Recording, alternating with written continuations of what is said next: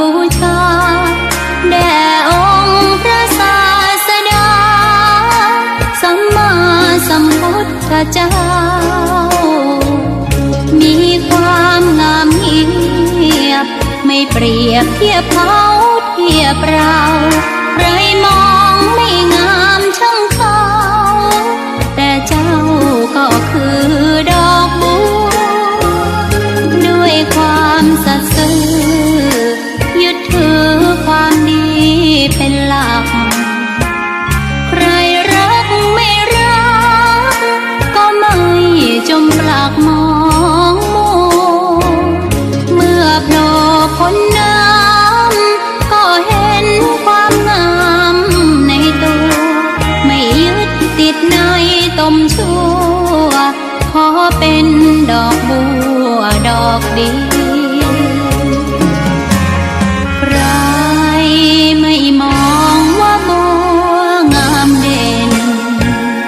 แต่บัวก็เป็นดอกบัวทุกวันอย่างนี้ไม่อยากเด่นดังแต่มุ่งหวังในทางเด่นดีเกิดมาเพื่อสร้างบารมีถวายชีพนี้บูชา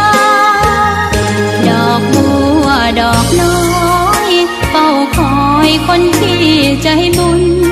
มาโอบเอื้อเกื้อกูลรู้ค่าของบุญเก็บบัวขึ้นมาเพื่อสร้างความดีและสร้างบารมีดังว่าใช้ดอกบัวนี้บูชาพระสัมมาสัมพุทธองค์ธงชาติและเพลงชาติไทยเป็นสัญลักษณ์ของความเป็นไทยเราจงร่วมใจยืนตรงเคารพธงชาติด้วยความภาคภูมิใจในเอกราชและความเสียสละของบรรพบุรุษไทยประเทศไทยรวมและเชื้อชาติไทยเป็นประชารัฐผ้าไทยของไทยทุกส่วนอยู่ดำรงคงไว้ได้ทั้งมวลด้วยแค่ล้วนหมายรักษาพันยินไทยนิรักสงบแต่ถึงรบไม่กล้าเอกราชจะไม่ให้ใครคนดีสละเลือดทุกอย่างเป็นชาติมาเองพระดวงประเทศชาติไทยก็เวทีชัยชโย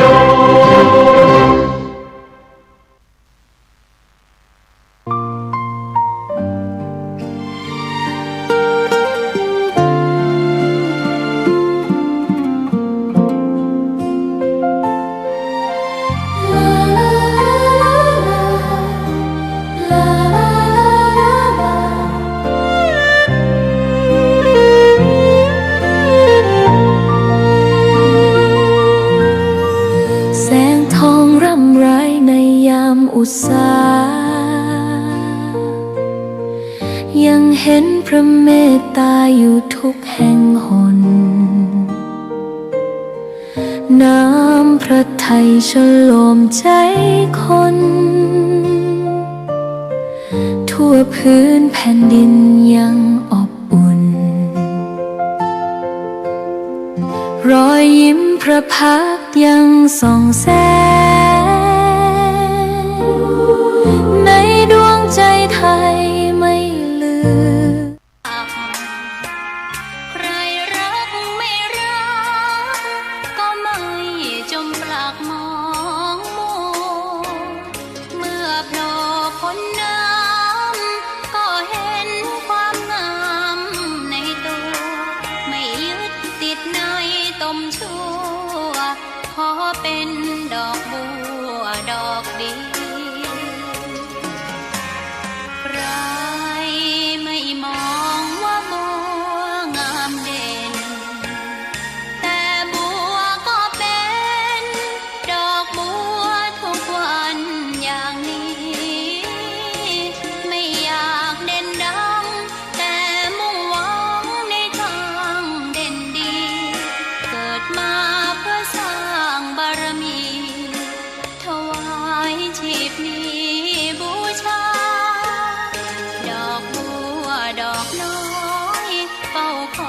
คนที่ใจบุญมาโอ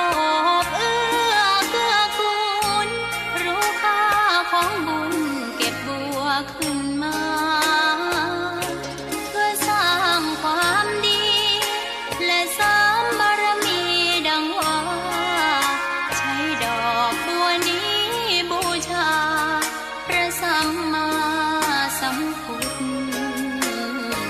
องค์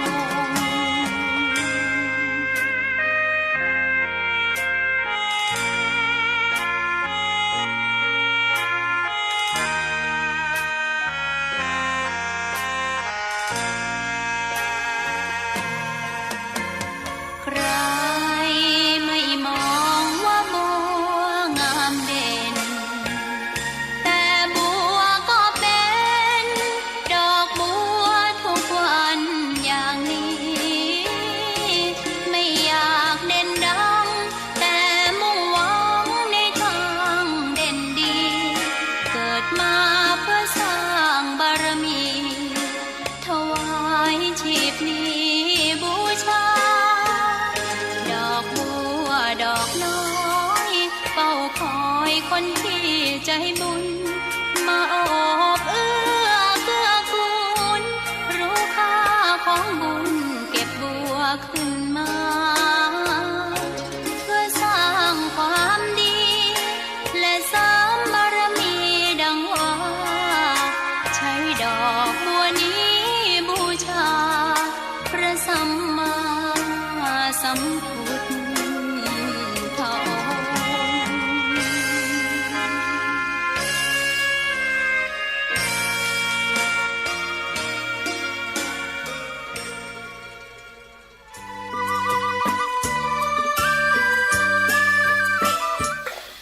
กินของฮ้อนใจจ้อนกลางล้างมือบ่อยๆช่วยป้องกันโรคลุท้อง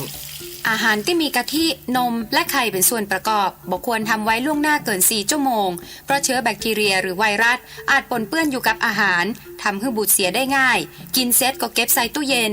ที่สำคัญห้ามกินอาหารสุกๆดิบๆหรือมีกลิ่นมีฟองเพราะเชื้อที่ปนเปื้อนจะแยกให้เมาหัวมีไข้เจ็บท้องและถ่ายอุจจาระออกมาเป็นน้ำบางรายอาจรุนแรงถึงขั้นติดเชื้อในกระแสเลือดส่งผลกระทบต่อระบบประสาทเกิดอาการจักเป็นลมหรือรุนแรงถึงขั้นเสียชีวิตโดยเฉพาะละอ่อนและผู้สูงอายุหากเกิดอาการดังกล่าวให้ดื่มน้ำเกลือแร่ทันทีกินอาหารที่ย่อยง่ายและหากรุนแรงถึงขั้น5ถ่ายออกมาเป็นมูกเลือดมีไข้ให้ฟังป้าไปหาหมอทันทีหรือโทรสอบถามได้ที่กลุ่มสื่อสารความเสี่ยงและพัฒนาพฤติกรรมสุขภาพสำนักงานป้องกันควบคุมโรคที่1เจียงใหม่053-140-774-6หรือสายด่วน1422อากาศก็ร้อนคนก็เผาเอาจะได้กันดีพี่น้องถ้าบอกร่วมมือกันโรคภัยไข้เจ็บก็จะถามหาเพราะสูดควันพิษเข้าสู่ร่างกายเป็นน้อยๆก็แสบหูแสบเข้าว่าตัวลอยจามเจ็บคอมันเสี่ยงนักขึ้นมาเห็นน้อยก็จะเป็นหอบหืดตาแดงและเคืองตาประสาทหลังดีหลังงามติดตามตามแดบเบาฟังเพราะอาจารย์เขาเป็นมือดีเว้นตามเห็นตามแหละประสาทหลังคนเฒ่าคนแก่ เบา ละอ่อน คนเตาตาผู้ป่วยโรคระบบทางเดินหายใจโรคหลอดเลือดและผู้ป่วยโรคเรื้อรังก็จะต้องดูแลตัวเก่าให้ดีหลีกเลี่ยงการอยู่นอกอาการเบินไปไหนมาไหนก็คือใส่หน้ากากอนามัยคนเป็นโรคปอดต้องเตรียมยาให้พร้อมและที่แม่เจ้ามาบัดเดียวดีเรากลัวจะไม่นอลู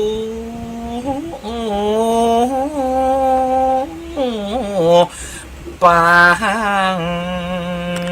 ฝนตกน้ำฟ้าว่ายนาคืนนาล้างเนี่ยญาติโยมทั้งหลายลูกเต้าก็เลยกลัวที่เขาทานของอันก่อนกลัวจะมอนกลัวจะเก่ากลัวจะลุกลัวจำได้อยู่หุ่มดีเฮียนดีก็จริงได้ป้ากันยอหยกเฮียนตาม ตานเติงตูบหน่อยไปหาจิตตะวิญญาณผู้เป็นปี่เป็นน้อง ผู้เป็นพ่อเป็นแม่ผู้เป็นลูกเป็นหลานฮือได้อยู่ในหอในเฮียนที่ลูกหลานตานเติงนี่เนอะเห็นหรอบางคนก็หันเฮียนตานฝ่องก็มาถามคนเฮาตายในรวยอัดเราต่อแขนนี่บอกว่า หน่อยลงเห็นจัดนักจะเหลียตัวต่อแขนไม่ใช่หรอฝ่องก็ไปยืนพอเฮียนตานเราแป๋งมิชวมเลยจะไปเข้าห้องน้ำจริงเนาะ เฮ้ยเนี่ยสถานอะไรจำเป็นได้แปลงช่วมน้ำด้วยนี่ เนี่ยร้านมันเดี๋ยวจำเป็นได้แปลงช่วมห้อยด้วยนะสถานทั้งหลายมันได้เขาถามก็เลยแปลงเขาไปฮะน่ะเนี่ยพี่น้องสถานเป็นความเชื่อหรอเมื่อตายครบ3 ปีเขาก็ต้องมีการตานเติงวันนี้เขาก็ตานเติงกันนะญาติโยมทั้งหลายบานบางบานกับปอดาละอย่างก็วัดห้วยแหนเท่านี้มันดาเตือโอ้ไปดาวันใดวันที่4ปุ่นเตรียมกล่องอะไรยังกันนะโลปีนี้ได้ดายังได้จัดงานมีดนตรีนะปีนี้นะของปีสาวของตุก็ตายครบ3 ปีแกตายไม่เดือนกรกฎาพูดแล้วนะได้ไม่เดือนกรกฎาควย3 ปีปีนี้เลยมาเห็นหน่อยเพราะเดือนนี้เป็นเดือนพฤศจิกากรกฎาสิงหากันยาตุลาพฤศจิกาเลยมา5 เดือน เลย3 ปีมา5 เดือนแต่คนเก่าเปิดนับว่าเป็น3 ปีสถานทั้งหลายเปิดกันนับหีดห้อยแบบนี้ก็สั่งเฮียนมาก็จะตามคือเฮาก็เกิดเติงหาคนเฮาที่อยู่ด้วยกันห่วมกันมากระจัดแจงแต่งดาขัวตานหมอบมือก็ซื้อเสียของกินอันใดที่เคยใจเคยกินเคยอยู่ห่วมกันมาวันเวลานับไปถึง3 ปีก่อนสถานทั้งหลายก็จำเป็นจะต้องได้ฮีบเห็มใหม่นะบ่คือเปิ่นได้ใจของเก่าเอาของที่เฮามีย่อยกไหมตามอุติสะไปหาจิตตะวิญญาณของผู้ไว้ชนอันเอาตนปัดผากละเสียจากเมืองคนไปอยู่ยังเมืองผีตอนนี้เฮากำหัวบนอยู่ไหนตอนนี้เฮากำหัวบนอยู่ตั้งใดจะมีหอมีเฮียนอยู่ก่อเฮาฟังเด้อสถานทั้งหลายบางกำเปิ่นดีกัดอกนะฟังเปิ่นถามมาแหละหากว่าวิญญาณถลำคำกาโอ้หากว่าจิตตะวิญญาณไปถลำคำกาอยู่ตามสายสินนาตีแม่น้ำตกเดียนทำหมอดงไพรจะอยู่ตามหุ่นไก่หรือว่าหุ่นไก่เมื่อบ่ได้เหตุอ่านได้หากว่าเขาฟังเดือดสถานทั้งหลายถ้าว่ามาได้กว่าจะเป็นหมอกเหมยนำฟ้าฝนแหล่งลาตุกจะเปียจะหนาวฟังเดือดกำบนห้องหานาสถานทั้งหลายหีบห้อยนี่กำจะมีแต่เฮานี่นะไปเผียวเมืองแม่สอดเมืองตากเปิดกันยังนี้บางตีเปิดโอ้ชอหาแหมลำโลสถานต้องหลายถามว่าอาจารย์เสน่ห์กาหลงก็ต้องเขาฟังแล้วเป็นดีกัดอกปุ่นนะโอ้วิญญาณพ่อเจ้าไปอยู่ที่ไหนมาไว้พ่อข้ากระจายเร็วมาเปิดห้องนะลูกหลานตันเต้าน้ำตาปังพึกบุญเนาะสถานทั้งหลายอันนี้ก็เป็นหีดห้อยตามที่เขาจะมีแก้มมาในเนี้ยนี่สถานทั้งหลายสำหรับติตุเจ้าไปไหลอูคนเฒ่าคนเกมเก่าตะกอนดังเดิมเขาก็ไปถามเนาะแม่หลวงคนหนึ่งบ้านเขาเนี่ยอายุเพิ่นได้92 ปีเขาก็ไปถามว่าสมัยตะกอนร้อยกระทงแบบมีนั่งนพมาศมียังก็โอ้มีตุเอา ก็ต่อนะมียังตุเอาไปวัดกันปุ้นคนเก่าโอ้เวลามีแรงตะวันลงแรงสักน้อยนี่ตามไฟเพิ่นว่าตอนที่อันนี้สงพาตีขึ้นนี่เพิ่นตามไฟตามฟื้นไว้กันตามที่ไหนเพื่อตามยังปูจาเฮียนหัวคันใดก็ตามตีนคันใดก็ตามประตูเฮียนก็ตามประตูบ้านก็ตามแม่นก็แม่นอีปออีแม่อ้อเพิ่นไปตามเตียนไว้นะเพื่อปูจายังเทวดาผู้เฝ้าหอเฝ้าเฮียนเซี่ยวตีก็ตามเซี่ยวสวนก็ตามจุ๋มปวกจวดจุนปุนอยู่กลางไห้กลางนาควายเขาไปสีเปลี่ยมมาบก็ยังไปตามไฟอยู่มันว่าคอกงัวก็ตามสีเซียวคอกโลดมันก็โต้งกับเซียวแหกโลจำเป็นได้ไปตามปู่จ้าเพื่อเป็นการบอกอยู่ดีมีสุขอายุมันยืนยาวขอปราศจากเคราะห์ไฟอุนตรายต่างๆในงานเจ้าเด้อ เชี่ยวจีเชี่ยวจางฟอเฝ้าแม่กำเดอไปขอปึ่งยังเป็นเมฆใส่ปืนอยู่สุดดีไม่ใช่เท่ากับตัวกะเนี่ยสถาเป็นความเจือที่มันมีมาในเย็นนี้หลังจากญะบานแล้วก็ไปกันวัดบนอูเขาฟังไปวัดก็ไปจุดสักการะปู่เจ้าพระบรรเจียวว่าสิ่งศักดิ์สิทธิ์มีที่ไหนเทวดามีที่ไหนไฟจะมีหันโอ้เนี่ยเข้ามาพอแหละสถาการเวนเตียนกับตามเตียนสัตว์พันนี่เป็นจำลองเขาพระสุเมนมาหรอกเอาอย่างเป็นเตียนตัวเทวดาก็เอาไฟน่ะเป็นเตียนตัวเทวดาสถาแม่นกำแม่นแต่กำแต่โอ้เจาะใส่หัวย่อแต่ใส่เกาพิธีกรรมเดือนนี้นี่ส่วนมากจะเป็นพิธีกรรมเกี่ยวกับอย่างเขามาพอพิธีกรรมอันใหญ่ๆของคนเมืองเขานี่นะสถาทั้งหลายมันมีอย่างเดือนนี้1แล้ว2ปีใหม่เมืองไปฟังแหละมีความเชื่อเกี่ยวกับดวงดาวบนท้องฟ้าถึง2อย่างนะเดือนนี้เป็นเกี่ยวกับเมื่อคืนเดือน7ปีใหม่เมืองเกี่ยวกับเมื่อวันช่วงนั้นเป็นช่วงหน้าร้อนเมื่อวันยาวกวนเลยตั้งหน้าไม่หมด แม่นก็ละเมื่อวันยาวมันร้อนโลกกวนได้หน้าไม่หมดแล้วเดือนนี้เป็งนี่มันเป็นเมื่อคืนยาวกว่าเมื่อวันไปตั้งได้กันนะ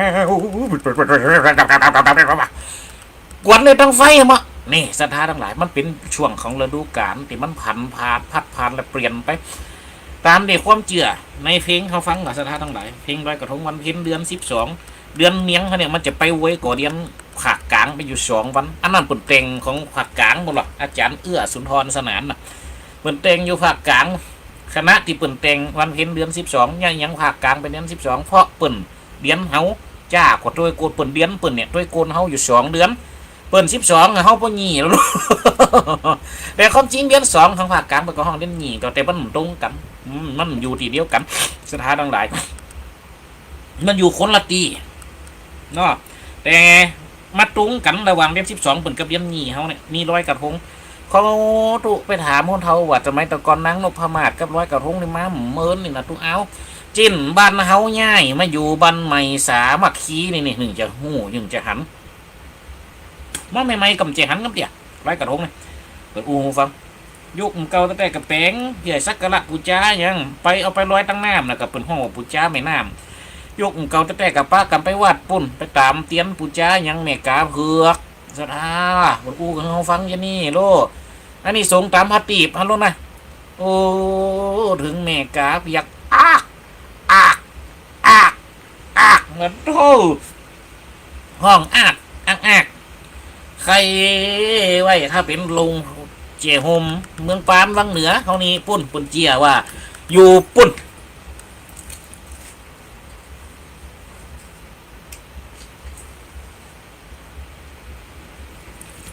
อยู่วัดพระเกิดเมืองวังสถานทั้งหลายดูความเจียนะแล้วจิววัดพระเกิดนะพ่อแม่กาเผือกเอาไข่ไปเกิดท่านคณะที่ไปเสาะว่าหากินคามโดยไปฟังวันตกปุ่นสดเจียงไฮ้ปุ่นทำไมทุกคนมาเขียดไกลกันเนาะข้ามเขตต่อเขตโอ้เพไปถึงปุ่นไปเวียงกาหลงกันรู้นะเป็นผลเป็นลมก็โตตั้งหลังเพมเมียลมตั้งเก้าเดียนึง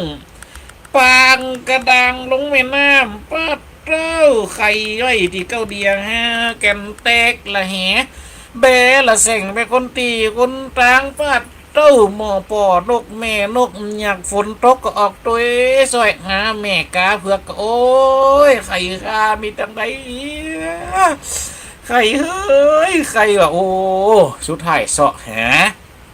แม่กาเผือกอย่าปุ๊กแตกตายเขาโลดังบ้าเอาด้วยจะน้องเสียดายทั้งหลายไข่ห้าแกมกระเสาะแหมปุ๊บมันโตเพียเจงดีขวายงามลุงสางงามเจ้าป้าโตเสียงนกห้องวุ่นนะครับ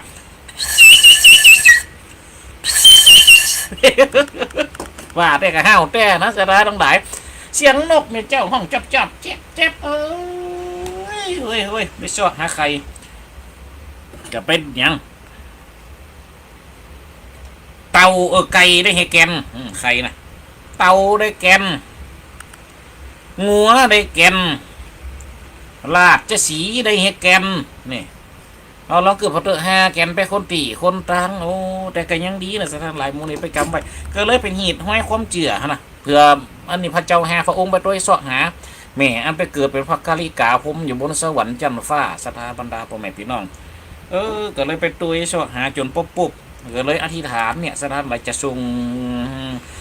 สักการะปูชาโดยพระตีดเนี่ยปุ่นไปให้แม่น้ำนะมาท้าอันนี้เป็นความเจือศาสนาพุทธเท่านะสถานทั้งหลาย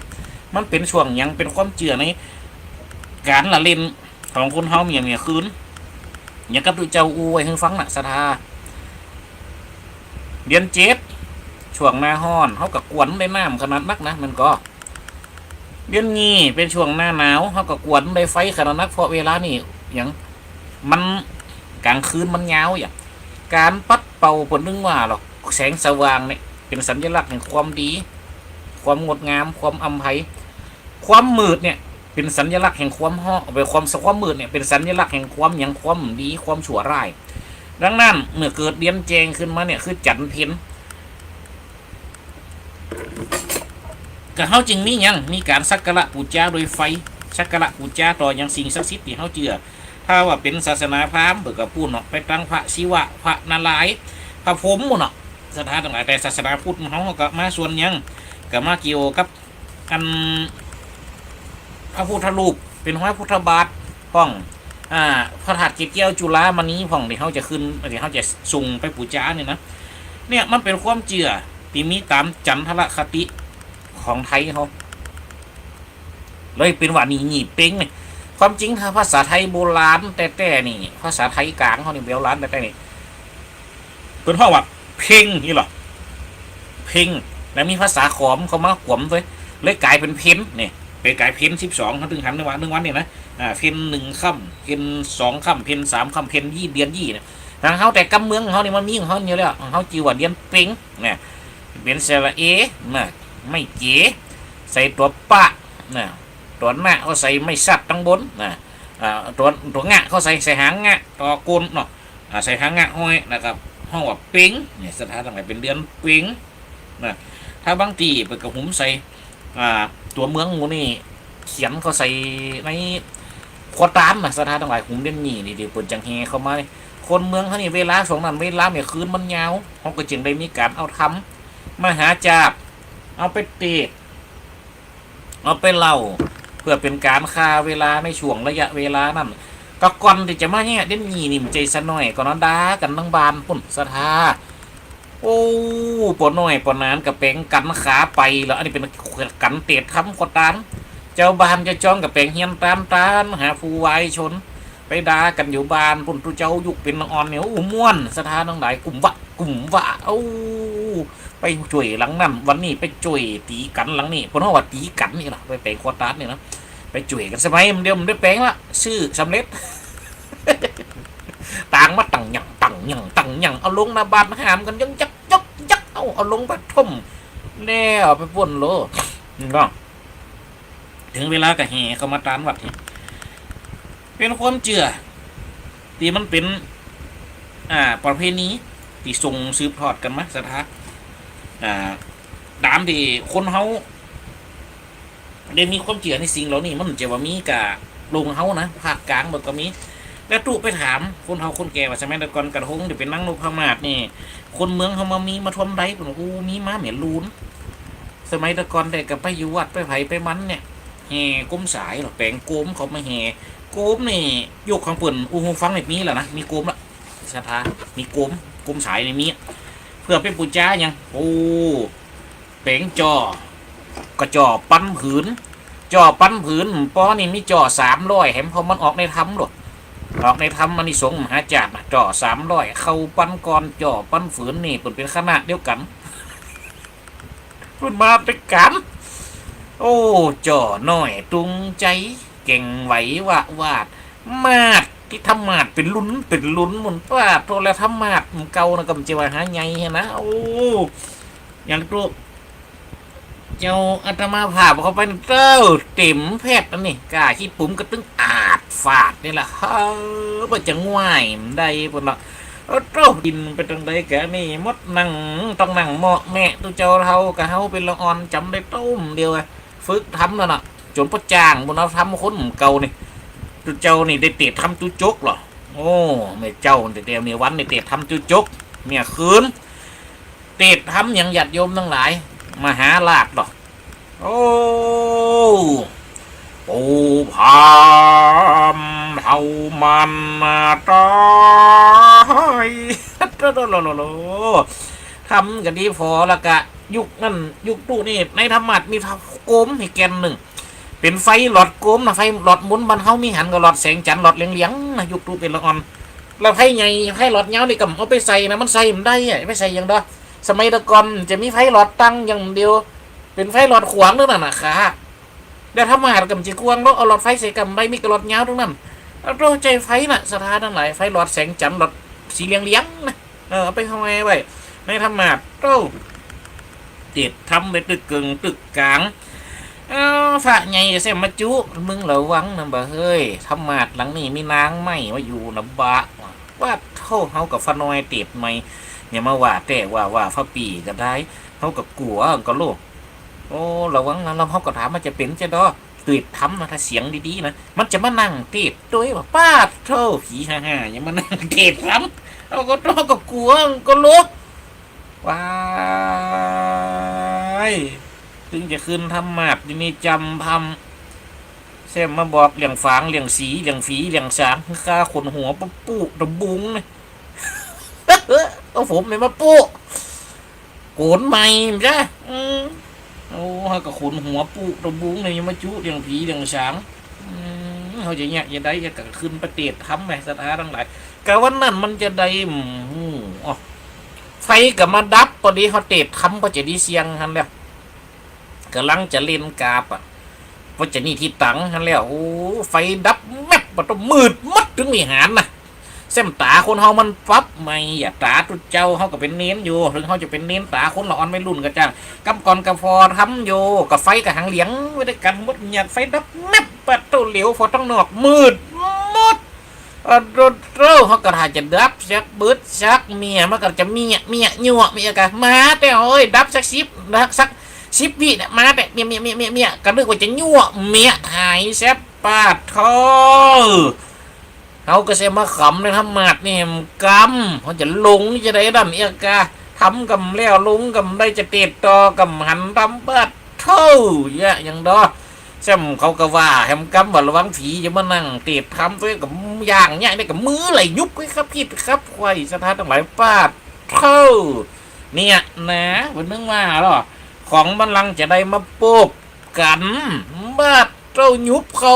าปะสิเข่งสถาบรรดาปุ่มแม่พี่น้องเขาจำได้ตู้มเดียวเนี่ยว้ายอยู่หิมเขานี่บันตึงยังก็มานั่งขาขวบมาเลยสถาบรรดาปุ่มแม่พี่น้องโอ้โตเขาก็ก้อยกันใจก็ไก่ลูบปะพอตั้งตีนเต้าตีนเย็นแซ่บสถาบรรดาปุ่มแม่พี่น้องว้ายเขากึดในใจแม่นอนฝีไม่ทำมาดมานั่งเตะทำไปกูแน่นอนเนี่ยกะเขาอย่างเงี้ยอย่างไรสถาบรรดาพ่อแม่พี่น้องเราจับกับตีนไปจางได้ก็ยิกกะพอหลอดมันจะอยู่ได้ก็ไม่แกแม่กูยิกแข่งมึงกำลังกับเรายิกกำกระตึงหนี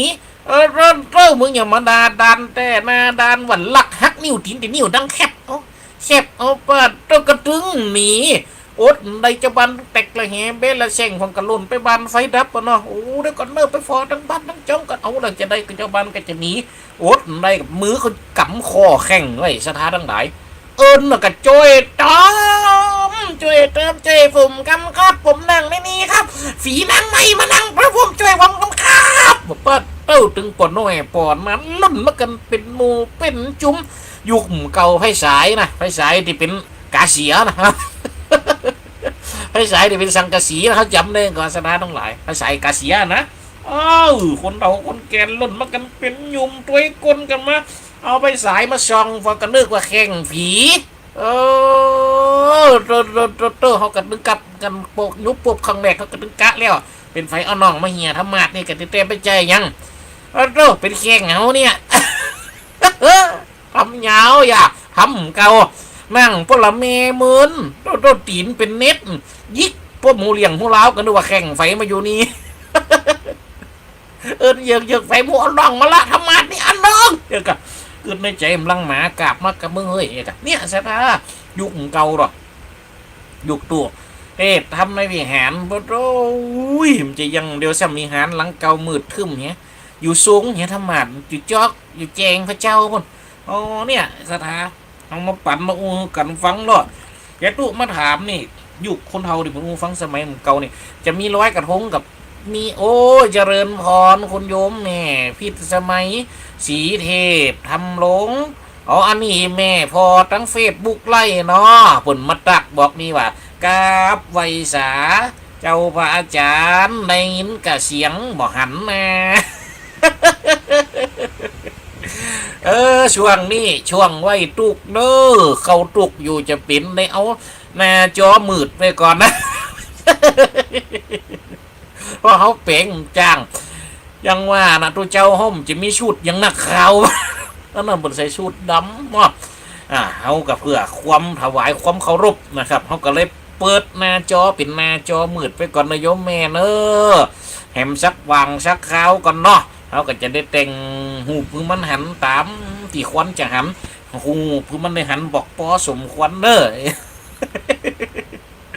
แล้วตั้งในวิทยาลัยอยู่ได้ยินเสียงกันก็จ้าถ้าได้ยินเสียงจะได้กระตักบอกกันกำเนอญาติโยมทั้งหลาย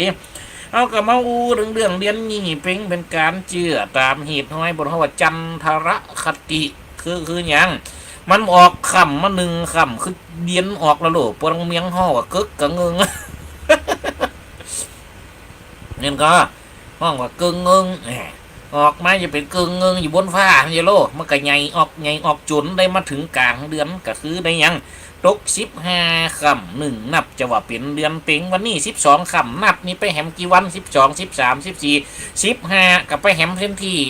วันตาวที่3แม่นพอดีสถานหมาย1จะได้เป็นวันเดือนเป็งอ๋อกระเพื่อเอานับเอาจันทรคติเป็งนี่จะอยู่ระหว่างกลางของเดือนถ้าว่านับตามค่ำอย่างเฮานะถ้าว่านับตามติถีนี่ก็อยู่ตั้งกลางเดือนเก่าแล้วติถีนี่เพิ่นจำนับแฮมหนึ่งคำอีจำนับเพิ่นจะต่อหันไปเลยจากมันก็เป็นติถี16 17 18 19 20 21 22จนถึง30กว่าสถานทั้งหลายเพิ่นนับไปอย่างอีถ้านับเป็นคำนี่หลังจากวันที่5ไปแล้ววันที่6ก็จะเป็นยังนี่แฮมคำแล้วโลดกลับมาบางทีบางแห่งบางหมู่บ้านก็ถือบางทีบางแห่งก็ถือกระเดียนออกซบย้อมปุ๋งเลยก็มีนะออกสมมติว่าออกคำเนี่ยตั้งต้นปุ๋งวันที่1เนี่ยถ้าว่าแฮมคำบางหมู่บ้านก็ยังเนี่ยอยู่ปุ๋งแต่บางบ้านกับเนี่ยปุ๋งอยู่เป็นว่าเป็นยังแฮมละเพราะยังมันแก่กันละพอมันเป็นนับถอยเป็นว่ามันจะนับตั้งต้นมันเป็นนับถอยถึงจะขึ้นวันหนึ่งก็ตามแต่เดือนมันอันลงมาละเป็นว่าเดือนมันต่อยละนี่โอ้เจริญพรผลว่าตั้งวิทยุกับชาติเจนดีขอเจริญพรคุณโยมแม่ผิดสมัยติดตักบอกข่าวเก่าเล่าให้ฟังเนอะวันนั้นเนี่ยยังพูดเป็น2 ตอนนะ ต้องกระถามมาโอ้ทุกเอาวันนั้นจะได้ออกรายการพูดเป็น2 ตอนตั้งบ้านฝ่ายหินประกำได้ยินสักคำเอาคืนภาษาลีฝ่ายหินกำได้ยินกันสักคำโอ้ไฟดับเขาไปสืบมาทำเจไฟของตำบลเจไฟเนี่ยอาจจะไฟในวัดเนี่ยเขามาพอแล้วเพราะว่ายังเขาถึงหู้เพราะว่าไปพอแล้วมดคันอ้าวดิ่ง ปักไม้กระถาดังหลายแต่โยมบอกหูเลี้ยงหูล้างเอาปักเขาไปชุบเนี่ยตะกี้ด้วยเจ้าก็ได้มาพอสถาวันนั้นเขาอัตมาภาพก็ไปเมหม้อบันเมียงไปเมท่าบันเมียงให้อยู่ตั้งนั้นวันนั้นก็ถ้าได้หันกันเดียวก้าไปใส่เบิกห่วมเปิด นอกสถาทั้งหลายวันนี้เขากับอูกันต่อความจริงเป็นเรื่องนี้นี่มันเกี่ยวกับเรื่องจันทรคติมีความเจือสถามีความเสียแหละความเจือความสถานะสถาเราผมไม่ไปน้องเจือในยังถ้าเตียนทรายของศาสนาพราหมณ์มันก็เจือในการสักการะบูชาถ้าว่าเป็นคนเมืองเขานี่ยุคเก่าเนี่ยมันจะมีร้อยกระทงก็เป็นเจือเรื่องยัง เรื่องการปูจ้ากาเผือกปุ่นเมแรงวันที่14 ค่ำนะเพิ่นจะเติมเตะผูกแหลกนี่เติมผูกแหลกเนี่ยนะ14 ค่ำเพิ่นจะเอาทำอันนี้สงตามพระตีบหรอกแปลงพระตีบอยู่เท่าไรพระตีบนี่ก็เป็นของง่ายๆตามที่เขาได้หันน่ะพระตีบนี่คนเมืองห้องเนาะถ้าเป็นภาคกลางนี่ประทีปเป็นอ่องขลองเป็นแปลงขึ้นมาเอาเตียนก็ใส่พันได้ตีนกาเขาย้องเอาเตียนเขาหล่อบาหักได้ตีนกาหันถึงเวลาเอาชุดก็พอเถอะมันเป็นการอย่างสนั้นเป็นการป้องกันความปลอดภัยอยู่อย่างหนึ่งนะพระตีบนี่จะไปจี้ที่ไหนก็ได้เพราะมันมีเป็นอย่างเป็นโทเลดินเป็นอ่องดินคอยหับอยู่หันเลี้ยวถ้าเอาเตียนเป็นเล่มเขาลองไปพอเถอะจะไปจี้ละตามเซลตีจะไปจี้ละตามประตูบ้านจะไปจี้ละตามหัวตู้จะไปจี้ละตามจมปวกจะไปจี้ละตามเมียงซิวคอกจะไปเอาไว้ตามซิวเฮกมันอันตรายหรอได้จำเป็นจำต้องในไปใจมาฟอยกำลังไฟติดกำติดให้มันดีไปฟอมกำว่าโตไฟไหมอื่นหัวตู้ลงเป็นกึ่งแล้วฟอมเจ้าก็มีแน่แต่ผลแปลงพระตีบนี่เป็นความคิดที่บนเอาเผื่อยังแปลงอ่องขึ้นมาเอาพระตีบเขาใส่ก็คือแสงสว่างนะเขาย้องก็เพื่อป้องกันอันตรายเกิดจากสิ่งเหล่านี้เพราะบางทีบางครั้งไปวัดไปว่ามันจะมีเวลามานั่งพอนั่งก้อยถึงเวลาก็ต้องไปวัดเพิ่นเอาใส่ไปกุ้มฉายพวกนายุคเก่าที่ตู้หันนี่นี่ยังถึงเอาใส่กุ้มฉายถ้ากุ้มฉายถ้าอูตำซื่อแต่ถ้าเอาเทียนเป็นเล่มถ้าว่าเขาเอาตังกุลดีบางทีเพิ่นเนี่ยจัดจ้างเพิ่นแปลงเป็นอ่องเขาใส่ตังกุลเนี่ยเอาเทียนเขาตังหันคุมเลยจัดเหมือนแต่เอาไปอ่องพระตีบนี่ถึงมันจะกุมได้เหมือนแต่มันมีโกนโลกโอ้ยุคเก่าในแห่กุมสายเขาวัดเวลาเนี่ยก็มุงตึงมุงตึงอู้ม่อนกันกุมสาย300 แกนบางทีก็100 แกนเพื่อเป็นสักกะละปูจาห้อยแม่กาเผือกกับปูจาทำศรัทธาแห่กันไปถึงวัดโอ้บางเตียบางแอนถึงวัดเตียนโกนไม่อื่นกันมั้ยไฟบอกวิวไม่ครับมันแหน่เพื่อแกแห่มาเอามาตีวัดเพื่อสักกะละปูจามาถึงปุ๊บปักแหวกวิหารนะมันจะตีล่มจะเสียงมันแล้วปักถึงปุ๊บก็แล้วเริ่มใจมาถึงปุ๊บเอาไปปักแขวดแหวกไม่หลบวิหารปักแหวกวิหารแล้วบอกกับนี่ก็เด็ดทำในสงคติปุ่นล่ะมาถึงยุคตุเป็นละอ่อนนี่ยังตันหันปุ่นแฮอยู่แล้วมาแหมยุคหลังในแฮเริ่มแฮพร้อมกับกระทงละยุคลุ้นมาแหมสมาเนี่ยมีกระทงบกเอาไปแข่งกันเจียหมมีนางนุพมาศปุ่นแน่พิธีกรรมเหล่านี้ก็เลยจางหายไปพ่องปัจจุบันนี่ก็เหลืออยู่กี่วัดยังเนี่ยพิธีเหล่านี้บางวัดกับเนี่ยไปแล้วเตะทำมันนี่สงฆ์พระตีบผูกเดียวเลี้ยวไปเลยก็มีการเตะทำหายจัดมีการเตะยังอื่นละนี่ก็มีอยู่พิธีกรรมของเขานี่สมัยแต่ก่อนเวลาเนี่ยเป็นช่วงล้อยังล้อเข่าเหลืองเดียวนี่กับบ้านเขาก็ยังกันยังยุคนี้ขนาดเป็นเข่าล้อนะเดียวในเหลืองเต็มตุ่งละเริ่มเดียวนี่ก็ได้ยินเสียงรถเนี่ยอาตมาภาพอยู่นี่เสียงรถเกี่ยวเข่านี่ขนาดฝนตกนะมันได้อยู่ได้ย่างละรถเกี่ยวเข่าลึงดูดโซ่ไปทอกเสียรถกระบะเข้ามาผมกับมาเกียพาอยู่วัดเพลอพาเข้ากับเราเอาเด้อผูกจะตากกับป้าโตเอาตากมันยังนานี่ตากฝนเลยเป็นนี่ฝนตกอยู่ฮะเนื้อผ้าทั้งหลายที่ไหนตกพ่องลงจะห่มให้ตกอยู่นะตะกี้ตุกปีกมาถึงกับตกสั่งโอ้ฝนตกดีตกดักฝนดีดูคนเกี่ยวเข้าเนี่ยสถาเขากับมาขึ้นพอกับถ้าเขาเกินนะปุ๊บเนาะถ้าว่าเกิดเป็นเทวดาความจริงเทวดากับแต่จะมีความตุกเหมือนกันเขามาฟอดแต่กี้เขามาทันหลายคนฝั่งกับเกี่ยวเข้าอยู่เขาขี่รถไกมาลัดมาตั้งตรงฝั่งกับเต้าเงี้ยเงี้ยมันคือมันจะโต๊ะเขาป้องเดียวลูกโอ้เขากับมาขึ้นว่าไปมานี่เกิดเป็นยังกระตึ้งตุกสถานทั้งหลายเจ้าให้เจ้านะตุฝะเนี่ยการงานที่จะจัดบางวัดบางว่าแห่กระถินตะกี้ตัวเจ้าหันโอ้ยแห่กระถินซุนผลไปจะนะลองขึ้นมาตึกกลางสัปปะโทนมืดหนึ่งเมียกระเซมมาเตพาหอกระถินเป็นน้ำเลี้ยวไปปุ่นละตะกี้วัดอย่างเอาบอกเต้าสัปปะโทนใช่มันเป็นจองพาอย่างน้ำย่อยใส่พาเต้าเป็นที่อินรู้ตัวเจ้าด้วยเดี๋ยวใส่ผ้าจุ่มอยู่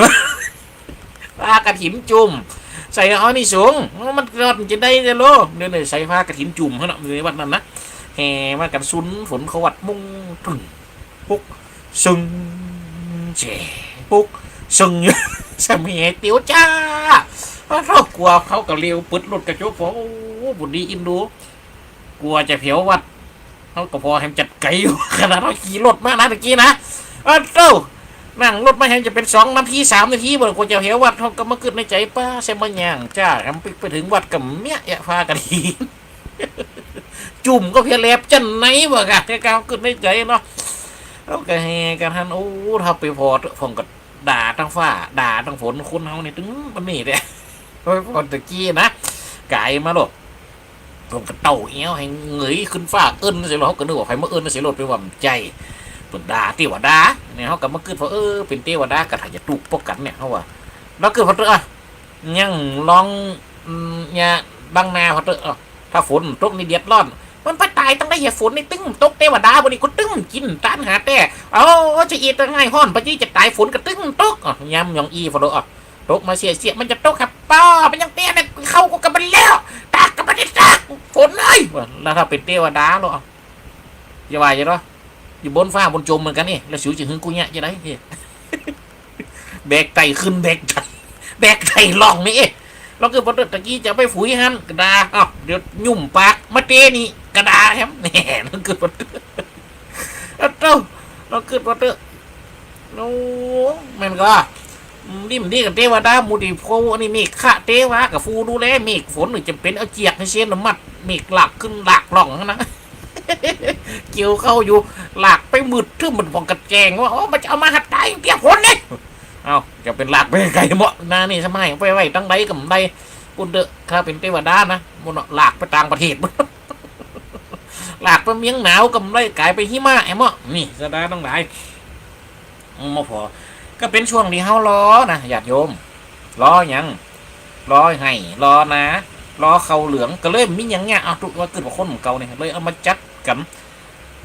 ระลึกถึงหานี่ถึงหายังเนี่ยคุณงามความดีบุญในตัวนี้แม่แต่ภาคกลางกับยังว่าที่เฟ้งร้อยกระทงตะกี้บุญจะส่งให้เราสุขใจเนี่ยบุญจะส่งให้เราสุขใจในตัวเนี้ยศรัทธาเป็นการระลึกถึงคนในยังได้กึดถึงหาแล้วก็มีแหมยุคมีกับมีแหมมาสมัยหนึ่งมาเป็นยุคที่มาเป็นสมัยแต่ยุคที่พระเจ้าถามของคนเท่านี่กลมล้มนี่มาละเปิ่นว่ายุคแม่นี่โอ้เปิ่นมัดชาหน่อยที่ไหนนะกลมล้มเนี่ยเอาหางเขาใส่บางทีก็เอาตุ้งเขาใส่ฝากเงินหยังไปหนังไปปุ่นปุจจาเทวดาปุ่นแต่งชาหน่อยฮะมาเกิดชาหน่อยอย่างไร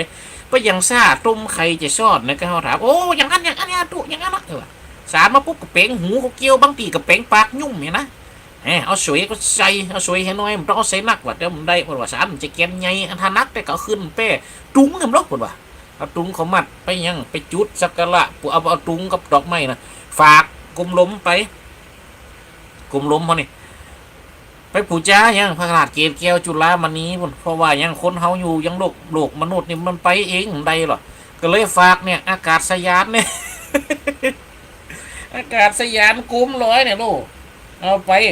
การปู่จ้ามันก็แต่ละตีแต่ละแห่งมันก็มีความเจียอย่างเงี้ยไปฝากไปตั้งอย่างยุคนั้นมันเป็นอย่างสถาเป็นยุคที่น้ำน้องเนี่ยเดียนหนีเขานี่พอฝนตกหนักโดด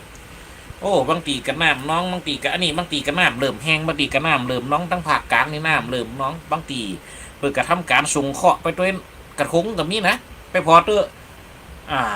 ยุคมั่มรู้ในของกระตัดเล็บของก็เอาสตังของจงเขาใส่สตงส่งเขาใส่กระทงนั้นฝากไปพระแม่คงค้าเอาไปขวางไปปุ่นเนอพระแม่คงค้าเนอเอาเคาะ13เอาน้ำ15ต่างๆนานาของตูคาเอาไปลงมหาสมุทรกำเนิดว่าปล่อยเอาลงน้ำไปแล้วเขาเกิดก็มันจะไปเผียวมหาสมุทรที่ไหนเขาต้องเกิดพอเตอเจ้าหมอกบนลายสะพานลายขวบไปเมียแหละไปปังคิดว่าคนบ้า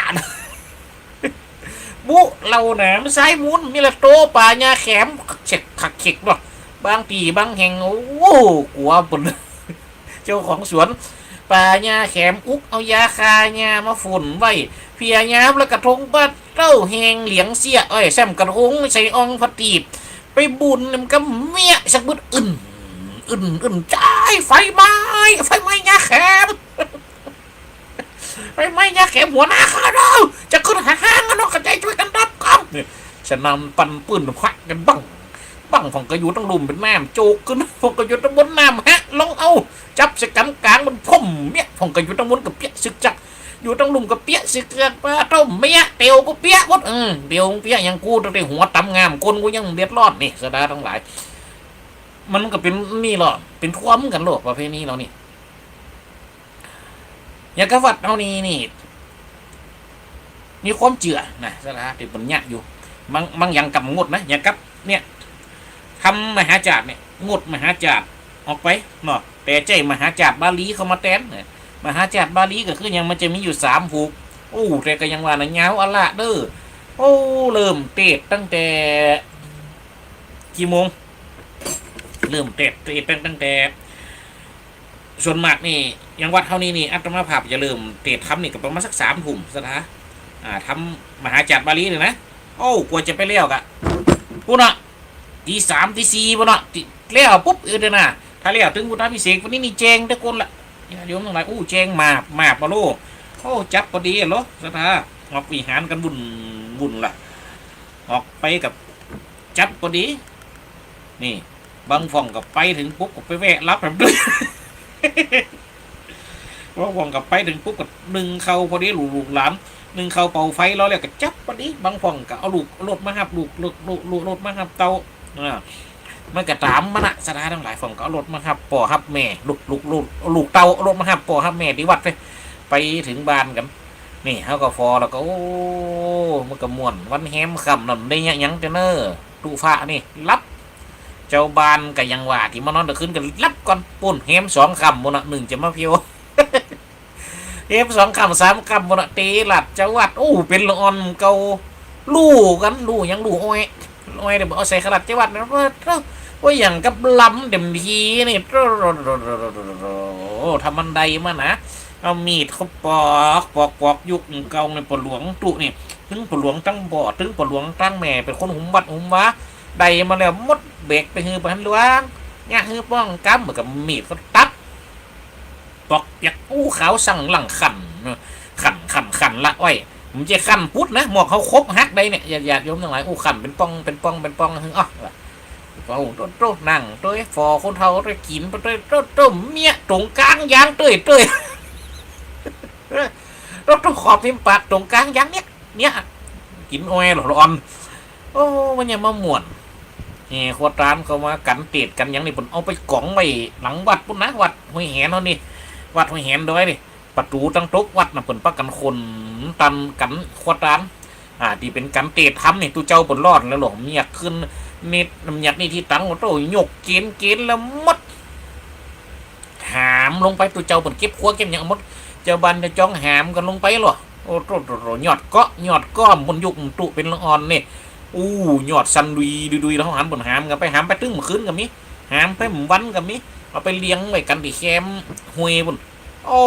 เป็นละอ่อนฟุตหนึ่งเป็นฝูกวันฮือกองมันแหงดีแหงดักเลยวะตูเจ้าจี้หล่นไฟไม่อึนแซมมันหนาวอย่าอาบน้ำตาหันเปียวไฟขึ้นโลนไปหาบน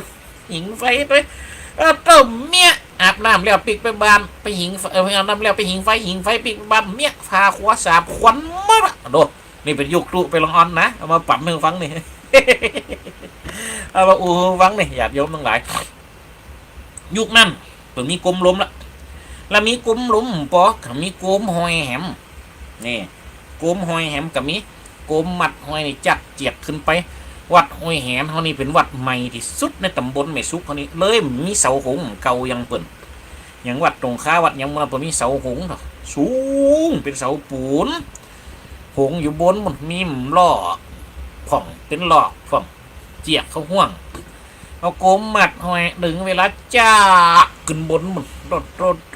จับโกมน่ะ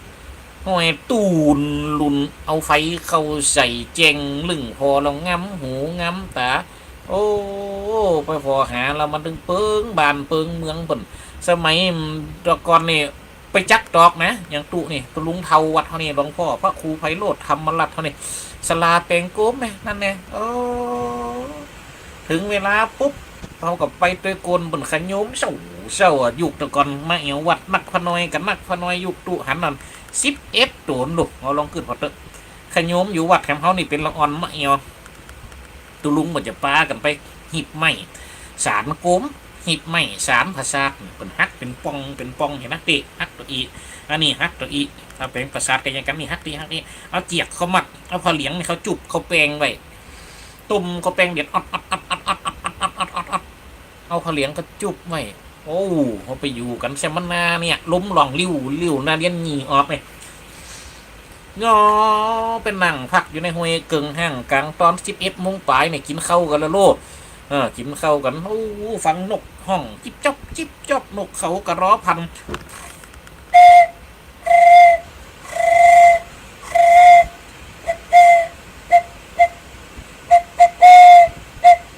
ก็เราไปนั่งฟังเป็นที่ม่วนใจเสียงนกเสียงสับปะสับเป็ดใดมาแล้วมดก็เอาไม้มาบางปีก็จักขำแพะนะบางเตียนะเขาไปกันแม่แรงจักขำแพะหันกันนี่คนเฒ่าคนแก่ก็ไปจ่วยกันโอ้หลายคนเฒ่าคนแก่ไปกำม่วนไปอูกันคนเฒ่าคนแก่ไม่แง่ไม่ยิงจักกับจักมาแล้วมดเบิ่มจีจักเป็นดอกแป๊บๆนะซะทั้งหลายเปิ้นเป็นตอกมุนเนี่ยมันจะว่าจักเป็นตอกจักบอกเป็นอันนี้นี่บอกเป็นเหี้ยวเนี่ยเราล้วนกันมดมุนคุมลุมเป็นไม้มุนเนี่ยจักงั้มซะนะเปิดเอามาเนี่ยนะโอ้เขาไปฟอเปิดเนี่ยเป็นที่ม่วนเป็นที่งั้นถึงเวลาปุ๊บเอามาฮักตกไปตามนั่นน่ะเปลงเป็นโกมสายโกมหอยนี่โกมเหลี่ยมโกมเตาเขานี่นะหอยโอ้เกนไงเราบางเตียมันเป็นเกนไงละนะโอ้กำ3-4 แกนบุญถึงเวลาจักขึ้นหอยมาพระเจ้าบนวิหารผลของจักไว้ลุมของที่บนแปลงอย่างเงี้ยแปลงเสาหงไว้แปลงเสาหงไว้วัดห้วยแหนนี่มีเสาหงเป็นเสาไม้ต้นหนึ่งปักไว้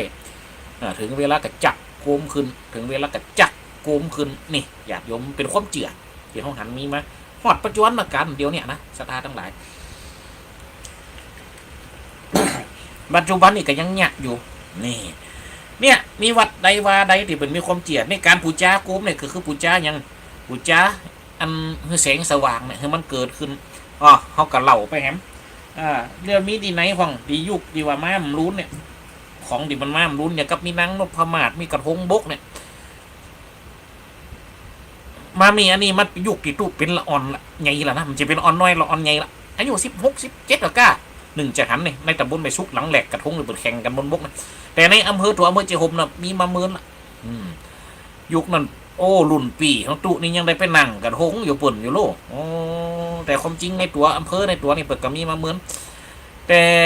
ในโรงเขานี่มีวัดไผวัดมันบันไผบันมันเป็นละอ่อนยังม่วนงั้นสันเล่ากันเปิ่นไปเจียหมกับไปหมหลายสักลำรถ2 ลำรถเนี่ย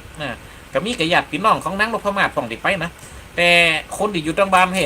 ที่เปิ่นเตรียมงานน่ะก็เฮกันมาเฮกุ้มสายกึดหาภาพเก่าปัจจุบันนี่มองเม่นก็ล่ะ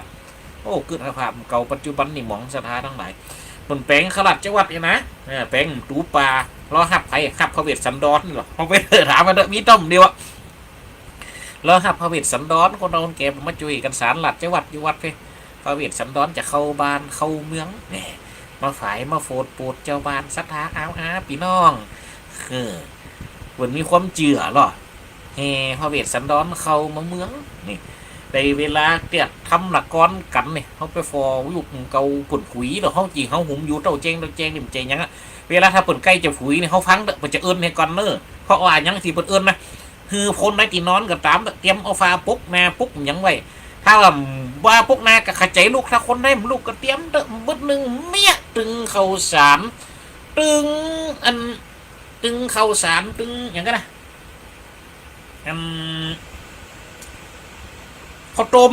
ข้าวสารนี่เป็นหาฝนหรอข้าวต้มนี่เป็นเห็บ แล้วก็มีคนเฒ่าบางคนเป็นหุมห่อสตังมาหุยด้วยเป็นหุมห่อสตังมาหุยด้วยเป็นละอ่อนเนี่ยอู้บาทเดียวได้กระตึงดีใจอะเหรียญบาทเก่าโตโตใหญ่ฮะลูกเขาเป็นละอ่อนเยอะโป๊กปาดเท่าเอากระดาษไก่เหลาเขาห่อเนี่ยแดงเป็นลึงจ่ำจุ่มคุมอันที่เป็นสีน้ำเงินกับสีน้ำเงินเยอะโป๊กปัดได้เหรียญยังมาดีอกดีใจกระตึกเหรียญตั้งเหรียญ5ใหญ่ๆนะยุกตุยังตั้มหันอยู่นะโอ้โตผมเอามาฝุ่ยส่วงเนี่ยโอ้อย่ามาดีอกดีใจได้เห็นเหรียญหนึ่งโอ้เฮาเจ้าเดียวนะตุเก็บรักษาเหรียญ5 เหรียญนั้นไว้ต้มเดียวหรอศรัทธา โอ้เฮาอย่ามาดีอกดีใจเป็นละอ่อนเนาะก็ได้5 บาทเหรียญ5ที่มีคุดนะโตมึงเองกลางปีกสั่งหั่งเอ็นอกเนี่ยเรามีเหรียญ5อยู่ตั้งคางกันแน่ยุกตุยังตามหันเหรียญ5จะอีอยู่นะ ยังตามใจอยู่ลูกโอ้เหมือนนั่นแหละเราเกิดเนาะ เนี่ยอย่าที่ผมทั้งหลายเก็บไปหัดต้มเดียวอยู่ปัจจุบันนี่ตุมาอยู่วัดนี่เอามาอยู่ตัวอยู่นะเหรียญ5เลยนะฮักจะท้า แล้วมาได้แหมยุคหนึ่งกะยุคตอนที่เป็นเน้นเป็นนั่นนี่เนี่ยปุ๋ยมีผักกันผุยมีหันปีหนึ่งมีคนบ่นเอาเหรียญตีมันแปลกประหลาดมันผุยเหรียญ10ของวาระเนี่ยลูกหลานเปิ่นรวยหรอเปิ่นไปทำงานอันธนาลักษณ์อยู่ตั้งได้หมดเปิ่นเอาเหรียญแหลกเหรียญน่ะมาผุยตุก็ยังเก็บได้อยู่4 เหรียญน่ะหุบเหมือนกันสักหุบก็ดีใจเก็บไปต้มเดียวเหมือนกันเนี่ยอย่าโยมทั้งหลายอ้าวต่อไปเนอเอาป่อสมควรเวียงเป่าโทรมาหาเนอเจริญพรโยมป่อสมควรเนอ ครับอันวัดห้วยแหงเป็นที่เตียนตาเข้าครับ โอ้ถึงวันได้ตาเข้า โอ้อันนั้นเก็บสตางค์เนอะเก็ โอ้ บสตางค์เขาอีก เดี๋ยวขอถึง ค วัน นนั้นตานี่ครับ เป็นยังเนี่ยเดี๋ยวขอถึงมาตาม ถ้าอาจารย์เนี่ยครับท่านอาจารย์บอกนี้ตีเนี่ยอย่างนะครับเอาสตางค์เลยเด้อ เป็นยังควง กว้างแหละ วัดกวางลึงวัดทองแหนวันนามาเอวเนอะป่อสมควรเนอ ครับ ครับ ผมนึกจะไปแน่วันหน้านี่ผมรู้ไปแน่ถ้าไปดิต้องไปเจอกับอาจารย์แน่นอน ครับวันนามาเอวหากัน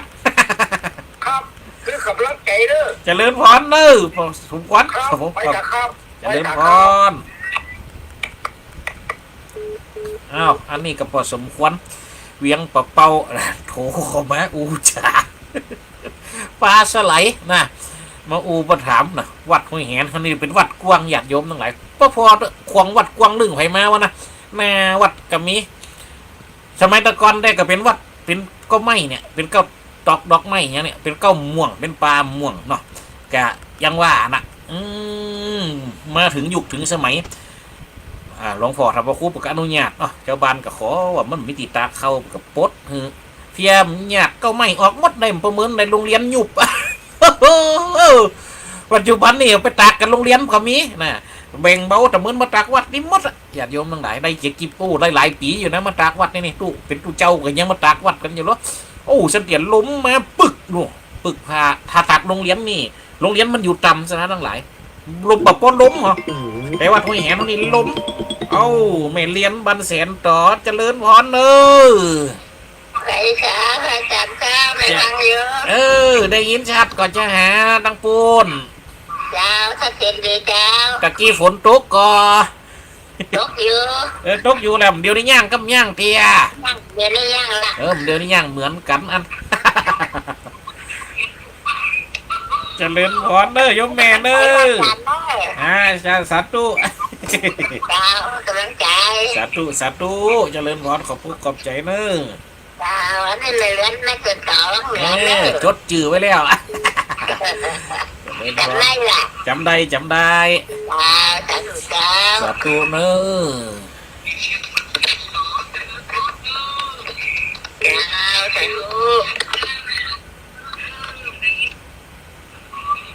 เจริญพรไม่ย้ายพรล่องบัวแดง นมัสการเจ้า เจริญพรวันนี้ได้ยินเจ้าจบเนาะ เจ้า เพราะวันนี้บ่มีปัญหาหยังไฟกับบ่ดับเด้อฝนก็ย่างหมดละ มันนี่บุญอ้อยอ้อยอยู่ โอ้ตั้งเฟมโอ้ยสักกำบ่ตั้งเฟมอุย ตั้งเฟมสั่งเหรอตะกี้นะก็โตฉะนั้นปันปื้นเหมือนกันนะ โลกที่อ้อยน้อยล้มแหงแก โอ้ตั้งแต่ล้มนี่มีวันขับมาล้มนะ ล้มช่วยๆ โอ้ตั้งเฟมนี่ตะกี้ตุกไปผมมีหันผมปึกหมดเนอะ ล้มแหงกันละทั้งหมดเลยแหงวัดน้อยเนาะ อันฝนตกมาเถอะข้าจะไม่ นั่นเนาะ เอาข้าวไปได้ฟังหนาเด้อปิ๊กวะโอ้มันข้าเอ๊ะ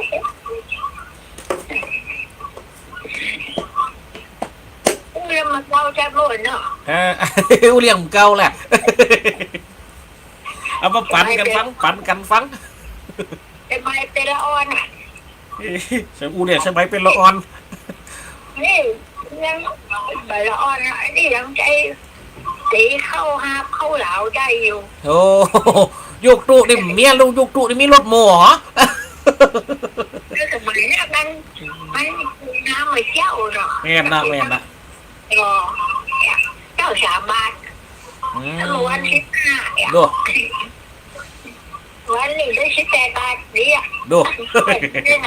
18 บาทได้ดีอ่ะแล้วไปปูนาเกี่ยวเข้าหลังเนี่ยแล้วไปหาไปเกี่ยวแล้วก็มากันแล้วก็หาเข้าเราไปกองแล้วเนี่ยกี่แล้วเนี่ยโอ้ย้ายเลยเรียกตะกอนเอ้ยจุกจับ โอ้เทปนี่กวนเนาะยุกนะ ไม่ใช่ตอนนี้จุกแค่เก็บสองขายว่ะตึ๊ก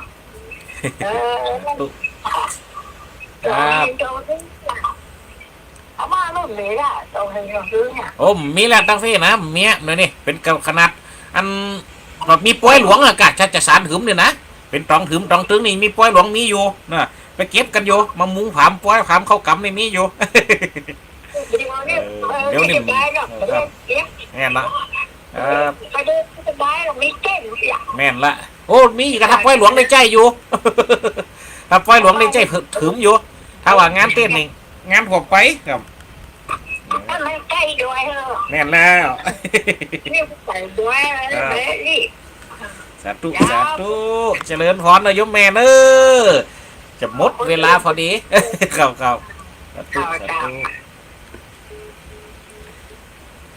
ถ้าจะเปิดแฮมสายในกระทำตันแล้วเนาะเวลากับไก่จะหมดเข้ามาละก็ขอลาไปที่นี่ไปเลยก็ได้ญาติโยมทั้งหลายเนาะเพราะฉะนั้นที่อุมาจามานี่มันเป็นช่วงระยะเวลาที่มันเป็นเกี่ยวกับเย็นนี่ที่มันขาบเกี่ยวที่เป็นความเจียวคนเมืองของญาติโยมทั้งหลายยุคตุที่มันได้หันมากูก็เลยมาอูมาปั่นกลางจากเก่าของคนบางคนหันเก่ากว่านี้ก่อนก็เลยมาอูฟังหน่อยสดาทั้งหลายอูในฉบับของยุคตุเนาะยุคตุเก๋วัดห้วยแหนเนี่ยญาติโยมทั้งหลายแล้วก็ขอสิ่งเหล่านี้อยู่กูกับบ้านเมืองเขาไปเมินจะอยู่แฮมกี่ปีกับหูเนาะมันก็ของประเภทนี้เราเนี่ยนะเพราะฉะนั้นอะไรจะดำรงคงไว้เขากับป้ากันสืบนี่ซ่อนหอดเจนลูกหอดเจนหลานปุ่นเพราะฉะนั้นเนาะที่อูจ๋ามานี่ก็ได้เวลาแล้วก็ขอจบการบรรยายเพียงเท่านี้นกสั่งลาฟ้าป่าสั่งลาหนองนกเขาลากรดอนสั่งลาหางกบลาจากหูเสือลาจากทำนกเขาลากรป่าไม้กำอูกำจ๋าพันนาก่อนไก่กระหมอกในเวลาขอจบแล้วเนอะหมูสถาจ๋าวาดแหวงเวลาไม่เพียงเท่าอีสาธุความสุขจึงมีแก่สถากูคู่กูคนเนอะ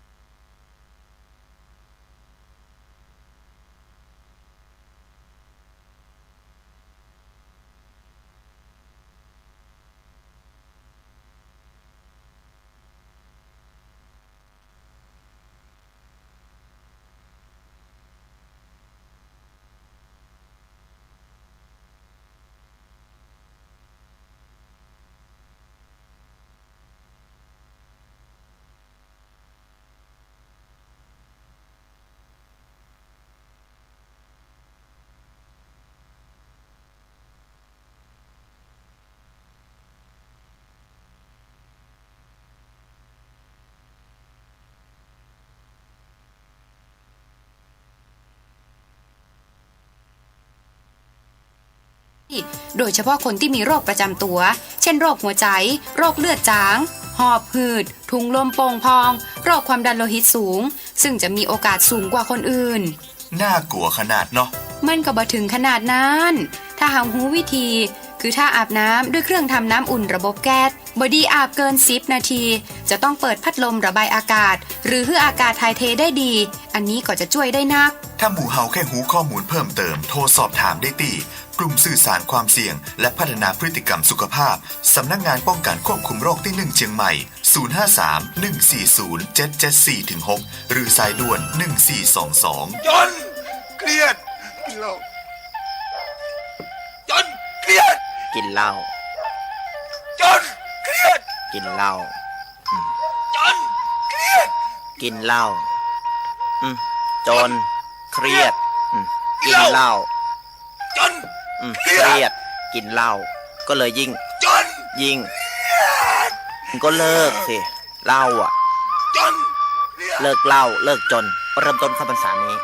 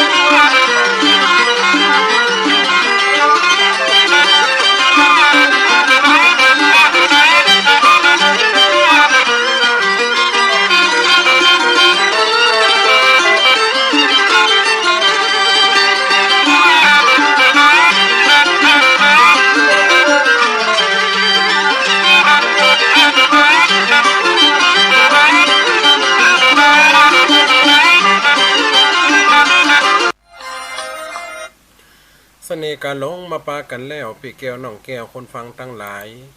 บทข่าวธรรมะเอามาขยายเรื่องเราใดจักมาเราโอเจิ้นยิงจนใจอยู่คนจู่โหมีใจกินสู้เราฟังมาเลยเนอแกเท่าปันกลางไฟลังบัดจังยังตัวหม่อนค่า FM 106.50 เปิดฟังรอทาทุ่มหนึ่งไหลมาหยัดมิดเฮามาปะกันประจ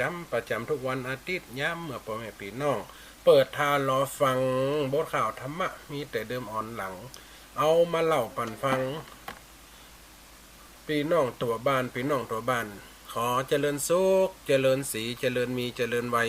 เจริญจิตเจริญใจไปยังศรัทธาสาธุชนคนฟังรายการสถานีวิทยุ FM 106.50 เมกะเฮิรตซ์ออกกระจายเสียงณวัดบุญยวาสวิหารพระอารามหลวงกระจายสัญญาณไปถึงคลื่นเชียงใหม่ตั้งคลื่นไฟหินหรือว่าคลื่นสีขาวเพื่อชาวประชาหรือว่าตั้งเวียงปับเป้าตั้งเมืองเป้าเมืองฝางละปูนลำปางพะเยาวังเหนือแต่ละตีแต่ละตังก็ลิงสัญญาณไปหลายๆตีหลายๆตังอีปล่อยแม่เขามาปะกันและเนื่อทุกวันอาทิตย์ติดแล้วอัตมาภาพบัดได้มาเข้าสกรรมเพราะว่าช่วง7 วันเพราะว่าเป็นการไหวอะไรหรือว่าเป็นการถ่ายทอดสดเกี่ยวกับเรื่องสวรรคตของพระพันปีตั้งสถานีก็มีการถ่ายทอดสดระยะ7 วันที่ผ่านมาวันนี้เขามาปะกันแต่ว่าวันศุกร์หรือวันอังคารวันพุธที่เขาฟังกันประจำนะก็คือการธรรมะบรรยายแต่วันนี้เป็นรายการเจ้าทำกำข่าวที่เขามาปะมาพบกันเนอะยุ่มแม่เป็นสีสุดท่าลูกเมืองผงมาแล้วก็อีแม่ หลายๆท่านหลายคนชัดมงคลทองสุกอันนี้ต้องเฟซบุ๊กไหลเนอะแม่สมศรีใจบุญ อีแม่ฟังต้องเวียงปะเป่ากะเนาะอีแม่ฟังตั้งวิทยุตัวแล้วก็ฟังตั้งไหลสดตัวเนาะ หลายผู้หลายคนหลายท่านอาจจะไม่ได้ทักทายเอามาปามาพบกันประจำเหมือนเดิมทุกวันอาทิตย์เนาะทำแบบมีภารกิจติดคัดอย่างก็จะได้มาปะมาพบหรือมาอู้กันจังคุณหมอโซเตเนอร์เชียงคำหนาวกระลุก เชียงคำหนาวก็จะอันนี้ต้องเฟซบุ๊กไล่เนอะอีพอยแม่คนฟังรายการในขณะนี้ที่เขาอยู่ร่วมกันฟังกันไปช่วงนี้กับงานกฐินกับใกล้จะเรือมากี่วันก็จะหมดละตามฤดูกาลหรือว่าตาม การนี่ละการเลททันติเพิ่นมีการเวลาอันจำกัดนะ1 เดือนต่ออันหลังจากออกพรรษามาพระอาจารย์วิรศักดิ์ไวยสารเนอะหลายๆคนนะหลายผู้หลายๆท่านอีพ่ออีแม่ช่วงนี้ก็อากาศไปปวนเนอะรักษาสุขภาพถึงเปิ่นทั้งตัววันนี้สีหนาวเนอะเพราะว่าอันยังฝนตกนะช่วงเดือนบาเดียวนั้นเป็นเดือนหยีละตำรักบ้านเฮานี่มันจะห้ำเขาดออย่าสักน้อยนะแต่หัวซึ่งมันตกซึ้งเนาะ2-3 วันนี่ตกตะเจ้าก็ตกตะกี้ก็ตกกันทั่วกันหมดสิ่งพวกนี้เนี่ยอากาศไปปวนเดี๋ยวก็หนาวเดี๋ยวก็ร้อนเดี๋ยวก็ชื้นเนาะมันจะเนี่ยอากาศเป็นแล้วก็คนอากาศเปลี่ยนแปลงนะคนเขาก็จะเป็นไปตามสภาพอากาศเพราะว่าปรับตัวบัดตันเนาะอีป่ออีแม่เนาะคนฟังรายการประเดี๋ยวนี้กระเทิงกันจำปาสีต้นตอนที่7เนาะอีป่ออีแม่เนาะตอนที่7ละได้เหล่าพันละนะจ๊ะกล่าวมาหลายมื้อหลายวันตอนที่6ว่าไปแล้วนั่นกล่าวถึงเจ้าแม่กองคำปทุมมาคำกองได้มาพบปะลูกทั้ง4 คนเจ้าเพชรฉลาดเจ้าสุวรรณันลาบน้องลานเนี่ยชื่อว่าเพชรฉลาดเพราะว่ายังเป็นคนที่เก่งกล้าสามารถพ่อมีนิ้วเพชรก็เลยได้ชื่อว่าเพชรฉลาดเพราะฤาษีเอาขี้เพิ่งปั้นแป่งนิ้วมือเนาะอีฟอยแม่จะจำได้เนอะตุลงพันตุงฮีเขาไว้สาด้วยเนอะเพราะว่าได้ตายเกิดทั้ง2 หลอก 3 หลอกสุดท้ายมาตัวหาเพื่อจะมาจุยเอาแม่คำกองปิกขึ้นสู่บัลลังก์เหมือนเดิมจะเอาแม่คำกองขึ้นสู่บัลลังก์เพราะว่าหยังโดนนางอัคคีน่ะใส่หลายไปสีว่าไปมีเดี๋ยวก่อนเด้อสาธุเจริญพรโยมแม่จ้าออกกะกะกำลังออกนี่แม่ กำลังเข้ารายการเด้อกำลังออกวันนี้แหละกำลังออกนี่แม่สาธุเด้อโยมยายแก้วเด้อจะงอมมาครับไปใจก็เปิ่นนี่เนาะนั่นสาธุผมได้ไปเมืองโป่งได้เปิ่นกะไปมาแต่เจ้าละเจ้าสาธุเด้อจะนอน2 คืนเจ้าอันนี้โยมแม่ยายแก้วบ้านกัดโป่งนะกัดไต้เนาะอำเภอเมืองแม่ก็FC ติดตามตลอดพูดถึงว่านางคำกองเนี่ยโดนนางอาคีใส่ไล่ไปสีว่าไปมีอะไรอย่างกับหมาไปเสพพิษศีลกับหมาแล้วเกิดลูกออกมาเป็นหมาแต่ว่าเอาหมาไปเปลี่ยนเอาลูกคนทิ้งแล้วก็ไปเลี้ยงหมูเลี้ยงงัวเลี้ยงควายตุ๊กหัวลมปอมปอกนี่ผู้เป็นลูกหันแม่ตุ๊กก็เลยปิกเอาแม่ขึ้นมาตัวหาบัดเดียวนี่จุปอจุเขียนจดหมายไปจุปอว่าถ้าว่าเอาตัวนางคำกองมาบัดใดเมืองนี่จะตีจะฆ่าจะฟัน จะบุบทำลายผู้เป็นเต็มบอกว่าเป็นหลวงนะเป็นกษัตริย์หรือว่าคุณปกครองบ้านนี้เมืองนี่บ่มีศีลบ่มีธรรมอีหรอสุดท้ายมาเอาคนใจปลอมตัวเป็นนางกองคำไปหาลูก4 กุมารกระบำใจคนนี่มใจถ้าแน่แต่เจ้าพญามาเลยวันผูกขึ้นเหือมาเลยจะเป็นอย่างใดเต้าจุลนี้หู้ความจริงล่ะ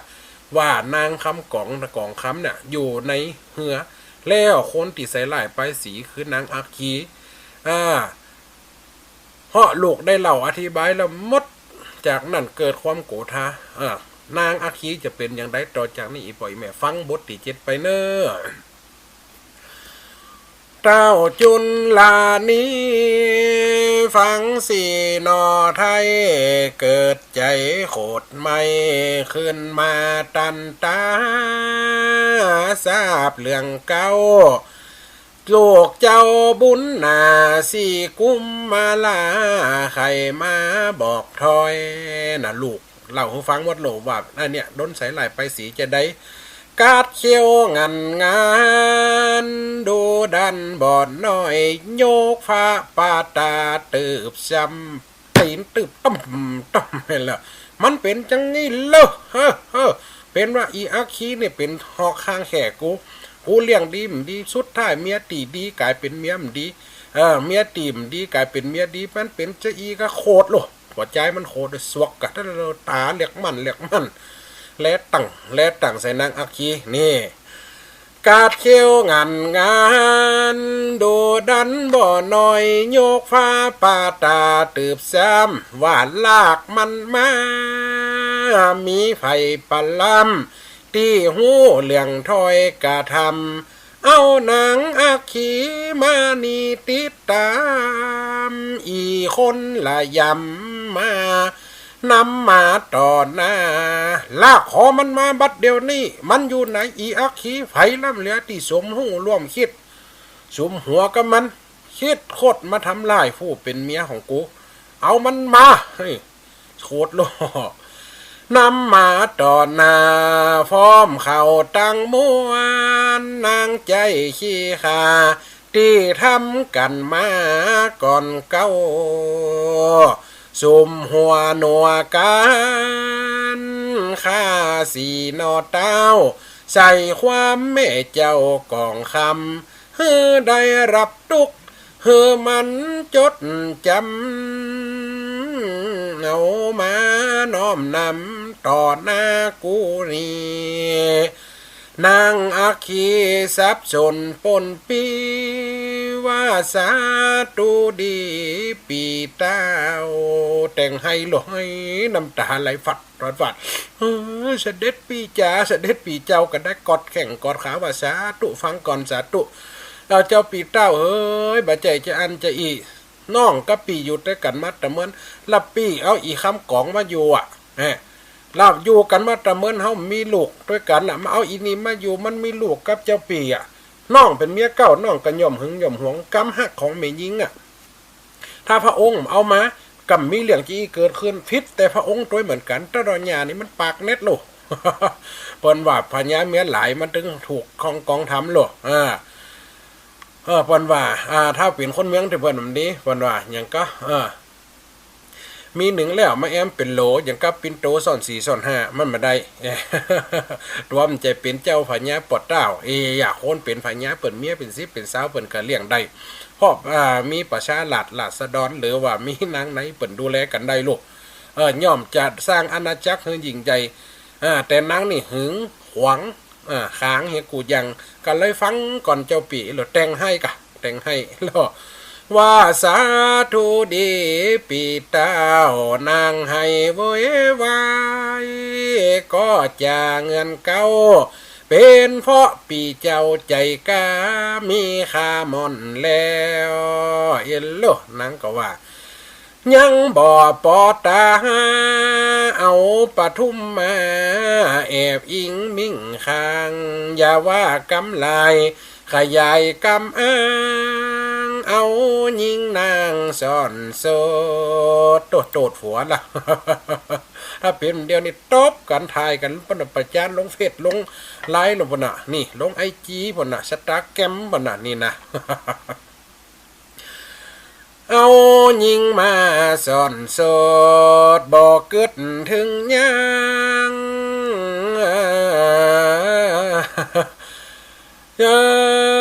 ซ่อนโสดบอกเกิดถึงยัง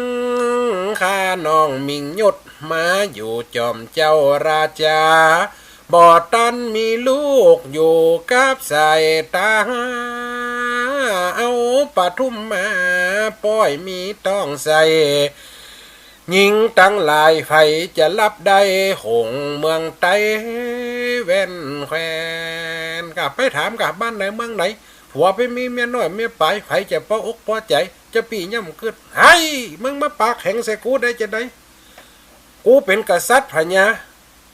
ย่อมจะมีเมียใดหนวดน้ำก็เสียงขึ้นล่ะตะโกขึ้นเอ็กขึ้นเถียงกันกะบะเ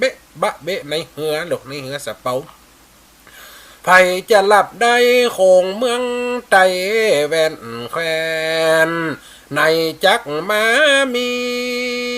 กำตีกังแก้นหัวใจแห่งข้ายิงนางเจ้าปีนั้นแหละคิดจะตัดหางปล่อยให้ข้าฟังได้มองเศร้าซอยเมื่อเต้าได้ฟังโหดขึ้นเห็มน้อยฟังกำว่าลอยเมียเก้าเอ็กใส่ติ๊กตึมฟังล่ะแซมนางเด็กกัดว่ากำตอกล้ำตำริมเจ็บอกเจ็บใจโล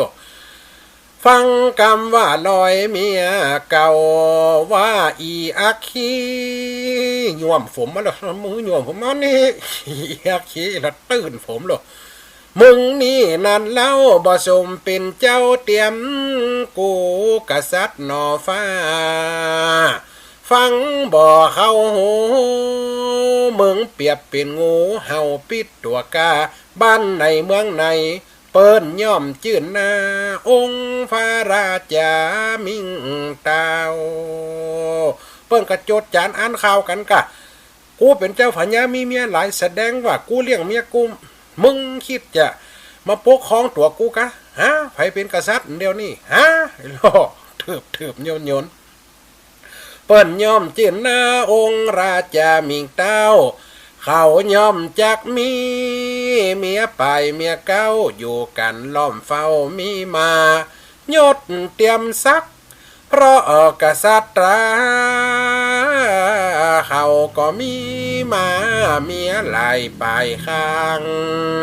แล้วพ่อกูยังเมียเป็น10แล้วห่างไปเอาป่อคนนะป่อมึงกับเมียเป็น10มึงยังไปด่าป่อมึงมาด่าอย่างกูเขาก็มีมาเมียปลายป้องคางมึงทำบ่ดีพิษที่จะอ้างฆ่าลูกองค์พรางหนอเนื้อเลือดเจือใครองค์ไตจัดเจือมึงสั่งเนี่ยใดอาธรรมมึงเนี่ยมันคนอาธรรมต่ำจ้ามึงสั่งเนี่ยใดอาธรรมพิษกติกาบ้านเมืองนานำมึงต้องตกต่ำตายวัำต่ำถอยสร้างนายทหารผู้คนข้าคอยลากมันไปบ่จะเสนามาทั้งหลายมีในมดเพชรขาดลากเอาอักขี่ไปกกเอาหัวยองขอนกก3ก้อม4ก้อมจงหือหมาเอาหัวมันเสียบหัววังไว้ประจานมันคนบดีคนถึง4คนน่ะฆ่าเป็นอย่างหมูอย่างหมาฆ่ากำว่าเอาไปใส่ไหร้อยน้ำอีสันดานนี่โลเต้าเรามืดกะสังเสียนะอามัดต่ำตายว่ำไหวสั่งถอยสั่งทหารผู้คนข้าคอยลากนั่งไปบ่จ้าอย่าหือตัวมันอยู่ใดต่อตาตัดบันข้อขาอย่ารอบาดเดียวนั้นกูมันก็ขอสีสบว่าไว้ปอเจ้าเจ้าลูกทั้ง4คนหันใส่แม่เก้าเปิ่นจะปอดจะเอาไปคากันเลยเข้าไปกราบตีนปอว่าโอ้ไว้สาเสด็จป่อคนเขากะหักชีวิตสัตว์กะหักชีวิตยังกะจังในโลกมนุษย์ย่อมจะหักชีวิตปานาติบาตป่อมเคยฟังกะทำพระทำเจ้านี่จะไปฟังได้อีกไว้แม่นะมันจะมีคำสอนอยู่ในตัวกรรมพระกรรมเจ้าเปิดด้วยว่าปานาติบาตฆ่าคนฆ่าสัตว์ฆ่าอย่างกะจังมันเป็นกรรมเพื่อป่อปวงวังเนี่ยแม่อักคีเปิ่นเพราะหึงเพราะหวงตัวแม่ของคำเปิ่นเอาแม่ของลูกไปทอดละมันทอดละกรรมเปิ่นเนี่ยอย่าได้ปอกกระหือเปิ่นหับกรรมตามนั้นเตอะบัดต้องไปฆ่าไอ้ลูกสอนปอนะบัดต้องไปฆ่าบัดต้องไปทำลายยกชีวิตเฮ้นี่ลูก4คนขอถ้าเป็นตุเจ้าก็จะว่าขอบิณฑบาตลูก4คนว่าเนี่ยแม่อักคีเปิ่นทำลายแม่ของลูกเอาไปเลี้ยงหมูหมู100ตัวตุ่มบอนวันเป็น10 หม้อเอาหยวกมาซอยมันจะมีเคียงซอยอย่างสมัยนี้เนาะ มีเคียงหม่มมีอาหารสำเร็จเฮือพ่อเฮือแม่อาคีน่ะทำอย่างตีเปิ่นเนี่ยกับลูกแม่ของลูกเนอะ4กุมารก็เลยขอไว้นี่กุมารก็ขอสีสบว่าไว้ป่อขาบ่ต้องถึงตายเป็นไฟบาปกาฮือเหมือนมันดาแม่ไทยเฮือไปเลี้ยงหมูนอนจูขอกไม้เหมือนแม่ข้าได้รับมากันข้าเข็นเนื้อจัดเจือสัตตาบอกวันทำกากำจักป้าตองแม่อาคีเปิ้นเคยอยู่ปองนั่งบันลังท้องก่อนเก้าหันแต่เปิ้นปกของบ้านปกของเมือง เป็นกูอันหักของป่อมาก่อนเตอะป่ออภัยเปิ่นเนี้ยเฮือไปเลี้ยงหมูเนี้ยเฮือไปเสาะฟักหักหลวมาเลี้ยงหมูป่อก็เลยใจเย็นลงกะเนี่ยลูกเป้าลูกบอกให้ฟังนั่งบันลังทองก่อนเก่าขอผิดสาลดกาสาดปอดเต้าฟังกำลูกเต่าบนหวานมนุษย์ลุ่มฟ้าโลกลาสงสารขอย่อมปานมานย่อมมาตองที่แม่อาคีกระทำแต่งห้องเพราะความอิจฉาว่าลายเจริญพรเนอะอาจารย์ขอบคุณด้วยครับอาจารย์สุวรรณเนอะวันนั้นมาแห่งานกฐินแป้วผลไม้ดองครับจำสังวันจันแก่นครับไอ้น็อตเนอะเจริญพรด้วยพอความอิจฉาว่าลายจ้างมันเตอนอขอเจ้าป่อไว้ฮือปดยดใดวางจูฮือเป็นทาสใจเข้าไปเลี้ยงหมูคนหน้าอินโดบ่ต้องคิดขาดเต้าจุลนีฟังสีลูกลาก็ใจเย็นมาข้าคอยลูกได้ลูกขึ้นมาก็ใจเย็นอะกะลูกเขาสามาโอ้ลูกกูนี่มีศีลมีธรรมกูคนแม่มได้สอนป้อมได้สอนเนี่ยคนเฮาจะดีเหมือนพระอ้อมปอกคนเฮาจะหัววอกเต้าไตหัวงอกมันก็ตึงวอกรถแลดนี่ตับตอกวอกหนักคนมันหย่อมจะมีนี่เปิ้นมีศีลธรรมเป็นนอโพธิสัตว์เนาะใจเย็นมาคอยสั่งนางอาคีปดยศเรียบร้อยเป็นคนดอยสามัญเลี้ยงหมูนับร้อยเก็บฟักเหมือนกันดังยอดคิงปันกองคำเมื่ออันเมื่อเต้าสั่งการรู้ขีดขันก็ทำนงครานน้องไทยโลก็เลยเหลียวมาหาดอกหันใส่เมียดอกหันใส่เมียก็เลยปิกขึ้นมาขมายจะขึ้นดีกับเมียหรอนางนี่กะโคตรกะน้อยใจกะพ่อเกิดลูกได้แค่วันเดียวเกิดลูกได้แค่ชั่วโมงเดียวเลือดย่ำตันเอื้อนกำเตี่ยย่างย่ำตันมดเนี่ยมดตัวบ๊บเปิ่นตีเปิ่นไล่ครับจำคันนาครับเคเพิ่นออกบ้านออกเมืองนี่เพราะว่านางก็ต้องเกิดบ่เปิ่นว่าเฮาแล้วมันก็การขอดกรรมขอดเว้นมันก็ย่อมจะมีไทยจะเมินกาจะจ้ากาแต่อันบางคนก็โคตรเมินบางคนก็โคตรจ้ามันเป็นอุปนิสัยของคนก็เลยถามนางคำกองกะว่าก็ถามนงขานน้องไทยว่าปทุมมาคำกองนันไซลูกเอาซ่อนใดหนใดปอเอามารอดปอเจ้าจอมไข่สลีคำใบปอไข่หันนาเก่าถึงกองคำแม่ของนอนนาเมื่อองค์ราชาผัวเต้าถามไข่หันคิงปันนั่นเล่านางขาบอยู่เฝ้าในเหือนไปบ่มผัวกับตึ้มสู้หน้าสู้ตาเนาะจังนี่โลจังผัวโคตรเกลียดหือผัวซ่อมเพราะว่าขี้กินเหล้าเมายาซ่อมเขาก็ยังว่าเมาช่วงมาเขาก็จะซ่อมมันคืนเหมือนอันนี้มันฟังกำเมียลูกฟังกำสนกำซอเสนาอามาตย์ตั้งหลายขอความไว้ใจขอความขุนนะพญาก็ยังเลียดขึ้นนาลูกบุ๊บลูกตีลูกชอบนี่นางก็เลยบ่มกับใครสู้นาลูกนางขาบอยู่เฝ้าในเหือนลบหลีกทันไทยบ่ใครโจดเจอ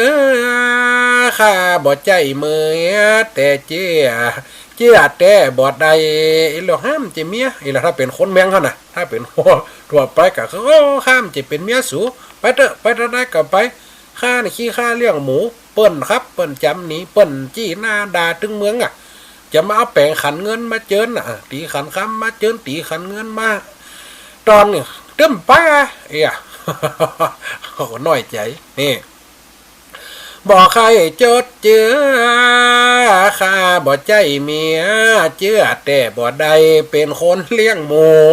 ทาดใจตำใจบ่กานังในเตรียมตาวครั้งแรกหนที่ตัวข้านี่เล่าได้เข้าต่างหมอละนาจักตายเปื่อนนกวีหกปักษาเปิ้นได้ช่วยมาเป็นจริงแน่นมัน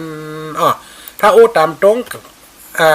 พระสวามีน่ะพระองค์เจ้าน่ะก็เป็นเสมือนป่อของน้องหนึ่งคนเหมือนกันเพราะตอนนั้นนกมากินคนในบ้านในเมืองตายมดป่อฆ่ากัดตายแม่ฆ่ากัดตายปีน้องข้องหิง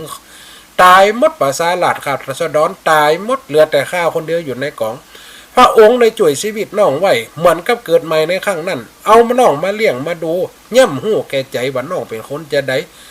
น้องอันนี้เป็นนี้ตายมาน้องจะเป็นคนตำจ้าได้อันจะได้นี่นางก็เลิกลื้อฟื้นความเก่ากะว่ากะนี่เมียมันมีเหตุผลโลนี่จากตายเฟือดนกวีหกปักษาเปิ้นได้ช่วยมาเป็นจริงแม่นมัน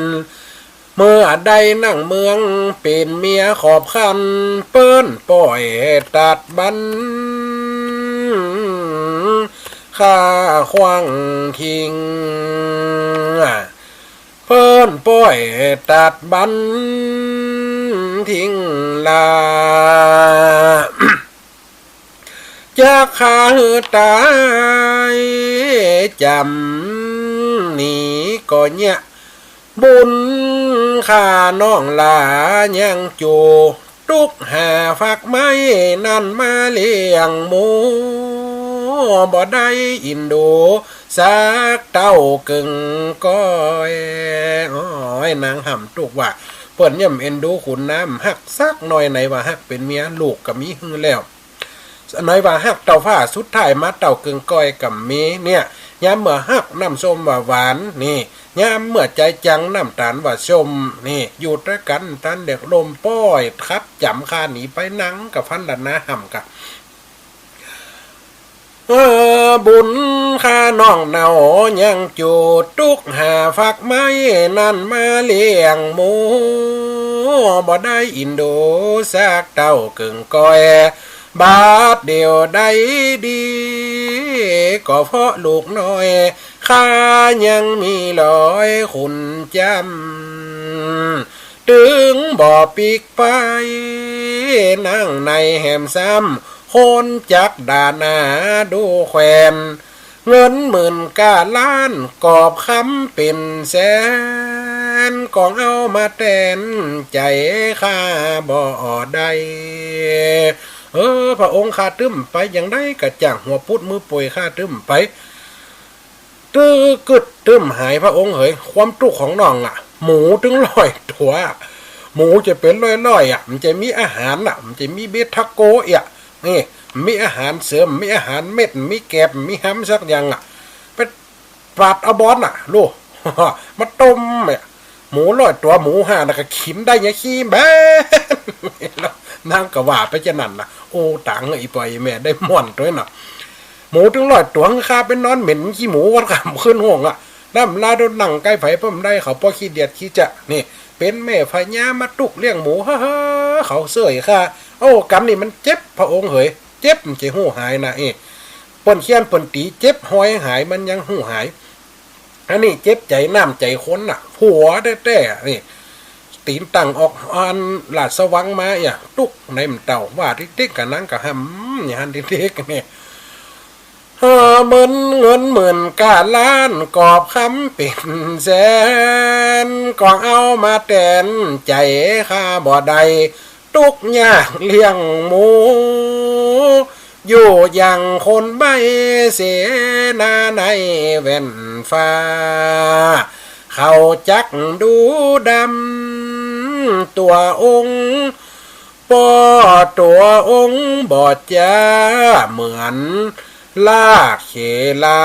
ขนชายนี่ เหมือนขาเขลาลงทรายเขลาสุมาตอีปอยแม่ มันเป็นกรรมปสุภาพไฟกินข้าวชุมาเด้อดีว่านะคิดเตอร์แล้วขากน้ำลายลงแล้วนี่น่ะขากคิดเตอร์ขากน้ำลายลงแผ่นดินแล้วไฟมาเก็บกินคนนั้นเงากะเนี่ยนางนี่ก็จัดเจ็บนะเน็บแนมผัวเข้าจักดูดำตัวองค์บอดจ้าเหมือนขากเขลาลงใส่ถมคายปูดทิ้งเจ้ามิ่งบุญฝายจะเก็บน้ำลายมาอมต่างเขาโตเจ็บขนาดนักไงโลกำนางคำกองด่าผัวนะแต่เปิ่นว่าจะอันหูนี่เสน่ห์การหลงมันแต่งมันถึงจางว่าอย่างโยกหางตัวเก่าเห็นน้อยก็ว่ากำคือมันหม่วนเนาะอีพ่ออีแม่เนาะจะเก็บน้ำลายมาอมต่างเขาบ่สมกวนเลยเสด็จกู้เฝ้าข้าน้องบ่เอาแหมแล้วบ่คิดเคินล้างใจฟังแควบ่ตายยังหน่อยเดิมอ่อนคลอดลูกบ่โป้นหัวยังหนุนมอนพระองค์จำจรครับหนีออกนานางกึดหากำมันกะตุกขนาดนักเกิดลูกโลเลือดยังออกเสียงกำเตี่ยเนี่ยคลอดลูกบ่โป้นหัวยังหนุนหมอนพระองค์จำจรครับหนีออกนาบุ๊บก็ไม่แซ่เคียนชุมาเตหลากจักผมหลากลงอันฝรั่งสว่างตัวคันใด14ข้าพ่อมได้เตียวก็ดีกับได้เตียวก็ไม่ได้เตียวอย่างเขาลากอีกแล้วจักผมลากกันล่มโตนางกับมากึดตุกข้ามใจเตี่ยนั่นบุญคาขนาดนักบุญเพราะลูกแห่งคาเนี่ย4 องค์ลูก4 คนก็ให้กะฟังแม่อูนตุกโอ้ความตุกของแม่ปอดอย่ามาทารุนกับแม่ขนาดนักเนี่ยลูกเฮ้ยจะให้แม่ไปยินดีสีขากระป๋อมึงป๋อสูดแม่ตึ้มใครตัวเฮ้เน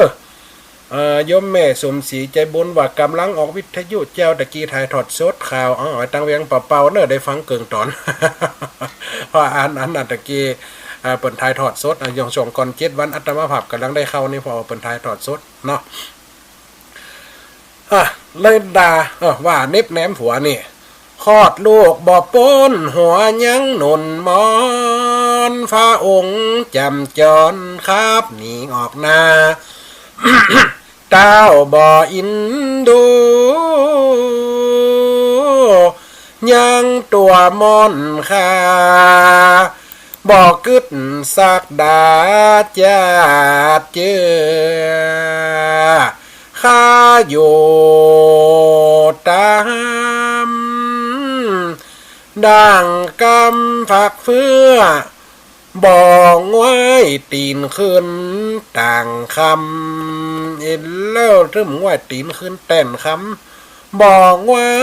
ตีนขึ้นต่างคำเจ็บเมื่อหัวที่น้องนี่ยังจำการกระทำปีบ่อินโดค่าเต้าจุนลานี้ง่ายหาลูกลาว่าขอมารดาแม่ไว้กำนันเต้าจุนละนี้ก็คุดคิดไหลไปหาลูกนะไปจิลูกอันไอลูกทั้ง4 คนป่อพิษป่อกระยมหับเนาะเดี๋ยวถึงเป็นเฮือตายแม่สูกระตึ้มเอาป่อปิกเอาป่อมาแหมซ้ำจำไปอยู่ห่วมบนหอปราสาทคำจำเอาป่อเป็นพระสวามีแต่ความเป็นป่อกันยังหักอยู่นะอย่างหรออันขอลูกทั้ง4 คนช่วยอู้กำละอย่างหรออ่อนเป้าแม่มึงกำเห็นหรอโอ้จะได้ลำให้ลำเหลียฟิตได้ให้ได้ป่อกะขอเอาไฟแล้วโลจะเฮือป่อเนี่ยจะได้ป่อกะย้อมหมดแล้ว จะเฮือขี่ค้อมกอกบ่อนหัวป่อกะย้อมอ่อนหาเมียละที่แหลกแข็งเบ๊ะแข็งเลยไม่หน้า3ก่อนโอ้เติมอ่อนก้อมเนาะก็นั่งกัดจิลูกกันมาเกิดจะได้ผลกรรมฝ้าป่อมันต่อห้างแขนกรรมผ้าแม่ซ้ำให้เหมือนกับแตนห้างห้อยมันเดียวกันไม่หูอยู่ตอนหน้าอู้กันกะเนาะเขาเนี่ยจะได้ไอ้เฮ้ยเจ้าเพชรแสนหลาดเจ้าสุวรรณหลาด4 ปีน้องกับมาอู้กันเดี๋ยวเขาไปเป่าแม่เนาะเขาไปเป่าแม่เนาะเดี๋ยวไปอู้ดีๆก่อนเนี่ยคนเขา เป่ากำดีกับย่อมมีใช้สนะก็เลยโอกันกะนี่ป่อนี่มาขอลูกไปโอ ว่าขอมันดาแม่ไว้ป่อนี่รับผิดที่ได้คิดร้ายบ่ฮู้ที่แจ้งหันลายเหาะนางอาคีมันร้ายเหลือใจป่อบ่ฮู้ในหน้ามืดใจแซวก็เลยอูปุ่งฟังได้กระทำต่อแม่ลูกเต้าป้อไข่สำเนา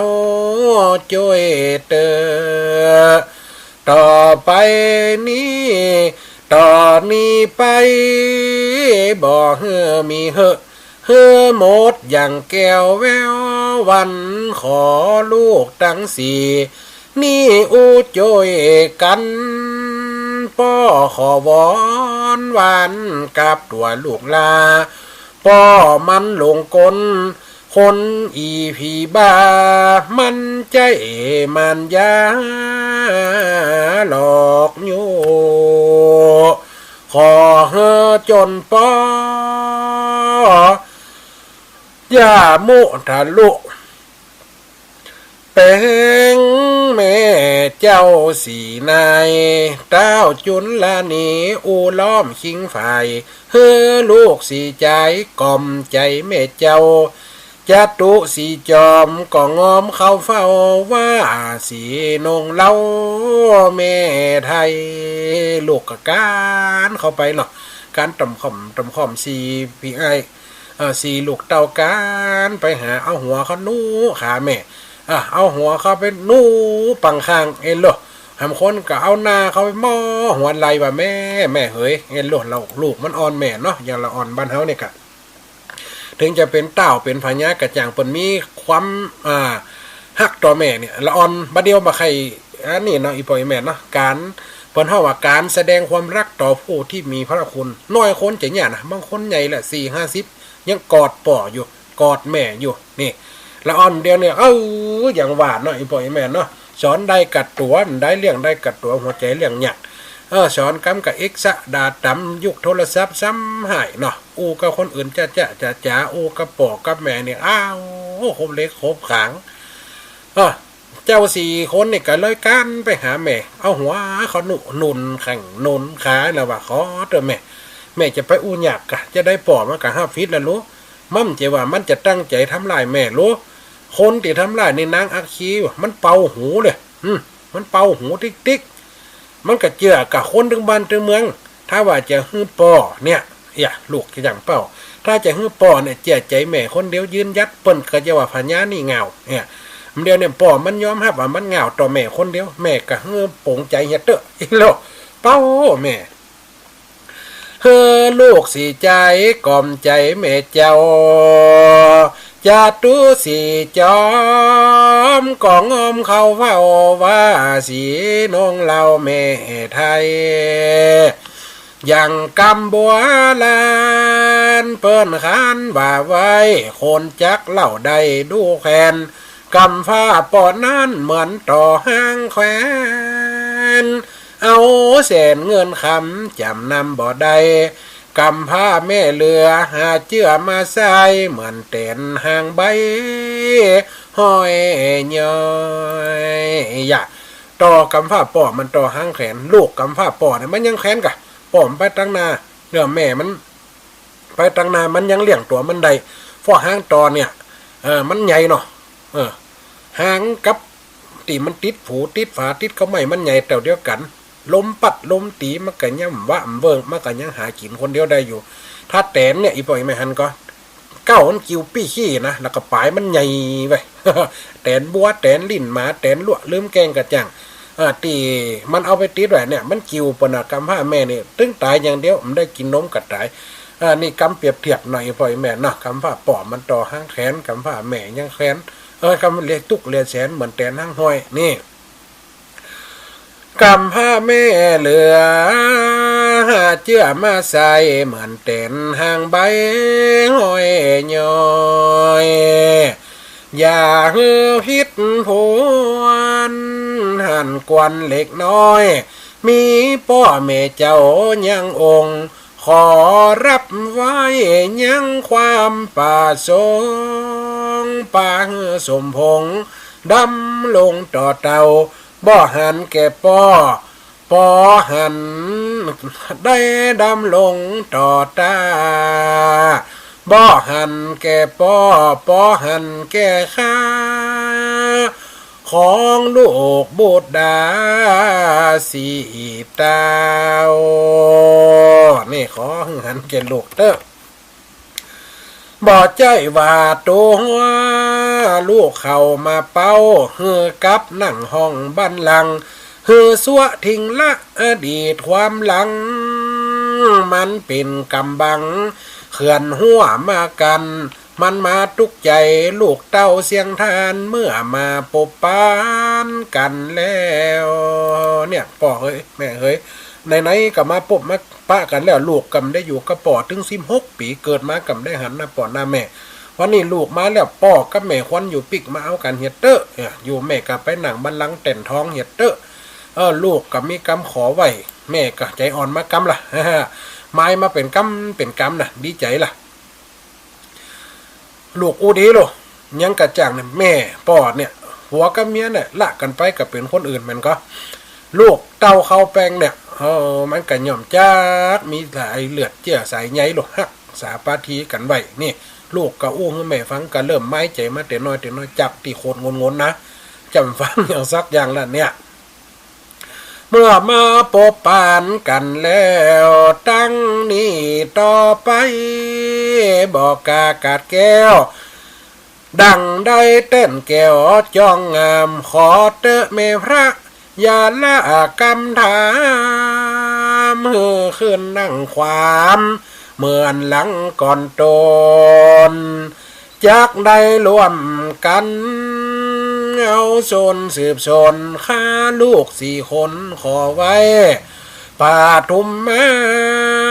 คำกองแม่ไทยหันลูกบีให้กาวอนกำนี่เราให้แต่ด้วยให้เล่นด้วยหน่ะให้อ่อนด้วยละอ่อนให้แต่ไปแหมยังให้อ่อนไปแหมยังหันลูกบีให้วอนกำก็หันใจนึกโดยลูกนาน้ำก็รับวางตามกำลูกลาเสนาตั้งหลายนั่งยายสองหน้าก็มีปีญาเจินยาวก็นั่นเสนาอามัดกระตบตีนตบมือว่ะโหกะเอาเตะแม่เจ้าพญากำเกียรติกำจมกำจังเนี่ยเอาขวางตั้งหลังขวางลงน้ำทะเลทำน้ำมหาสมุทรไปเหี้ยเอาแหละเอานั่นเอากล่องมาตีหรอคนเฮามีสิ่งตีระทึกหรอมีสิ่งน้ำใจหรอมันอย่างกับหมูเจ้าปอกก็เข้าสงกาเด็บเปิ่นฟ้อนผีเนี่ยกะก้องก็ได้ยินเสียงแน่เสียงกล่อมมันกระใจขึ้นใจขวางหรอก็มีอารมณ์รวมกะหมุนนั่นกะตบตีนตบมือกะเอาโหกันนะกะนี่ก็มีปีญาเจินยาวป้ากันแห่ล่องกองสาวยินดีแม่เจ้ากลับมาเอาผ้าขวาราดเครื่องบันลังกามาเปลี่ยนกาญาเฮือใส่ฟ้อมทวนติดตามกันโดยมาเป็นควันแห่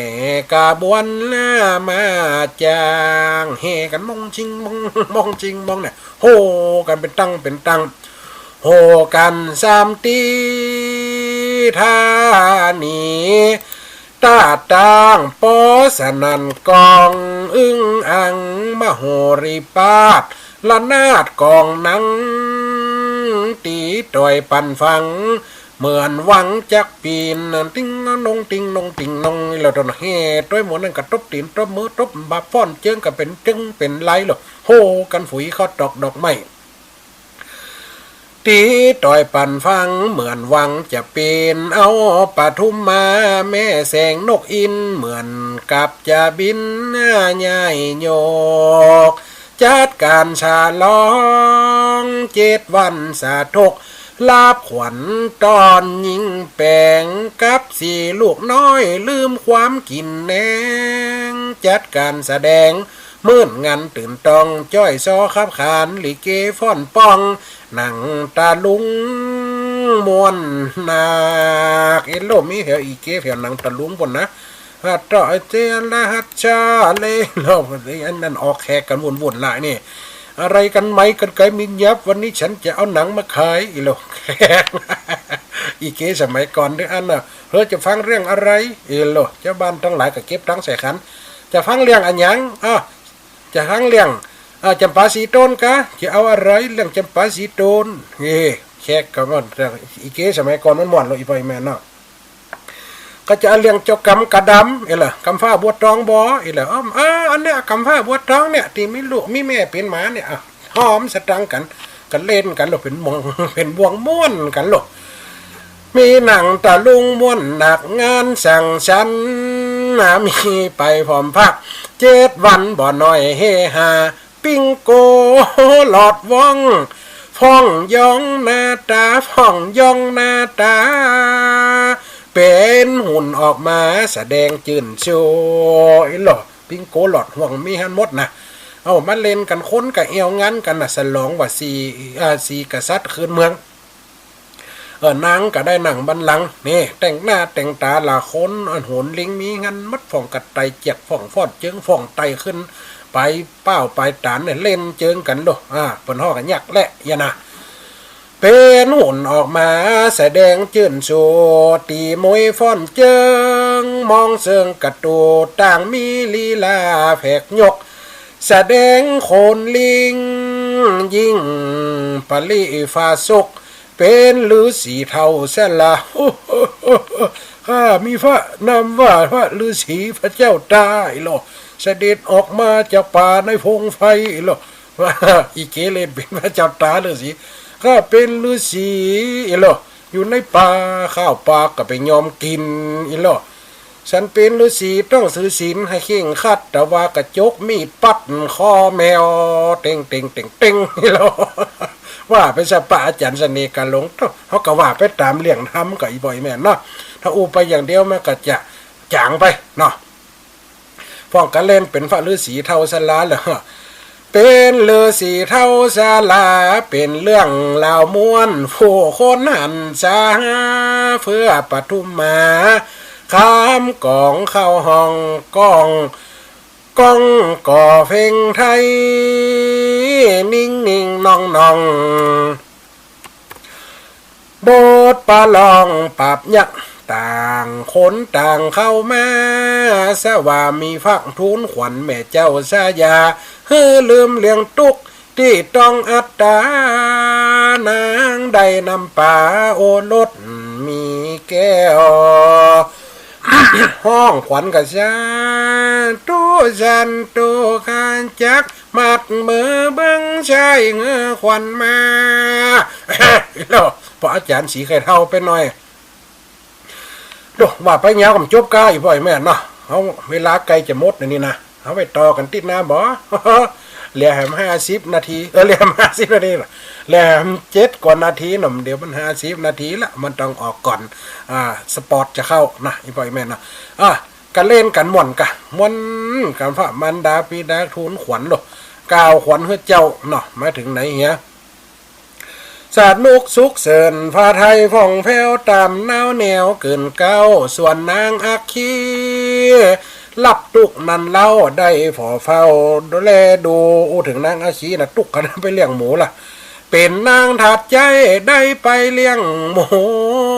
อยู่ก้นตูผ้าพุทธขาดนากรรมได้กระทำกับตัวน้องลาฝ่ายญาปาลาจำใจนางได้สอลัวเก็บพักหักไม้ตุกโศกไม่วิ่งบอนสอไปตะกอนคำเปิ่นกา16 ปีคำเปิ่นเนาะบ่มีสวงวะขึ้นห้อยตวยขอนเก็บเอาการบอนดังไฟหุงต้มวิบากเขขากำป้าเหลือกลุ่มสวามงมบ่คิดคำเปิ้นเดิมมาชายามิงมิด พิษต่อนางน้องกองคำกรรมใดนั่นแหละย่อมมาใส่กรรมการกระทำเป็นไปตามอ้างเมื่อสี่องค์ใจได้มาอยู่สร้างกับแม่มารดามวนนาคก็ขอลาไปเมืองเจ้าที่รักปีคืนสู่บ้านเมียแปลงสุวรรณราชเจ้าเหนือบุญแสงเจตราชแปลงปิตราชเจ้าสี่คนปีน้องสุวรรณราชเจตลาดปิตลาดและกสุเพชรฉลาดนะน้องลามีอิทธิฤทธิ์มีมือวิเศษปิตลาดเจ้าทูลอำลาสองขากูเฝ้ากับตนใจเดียวน้องลาก3 ปีองค์ค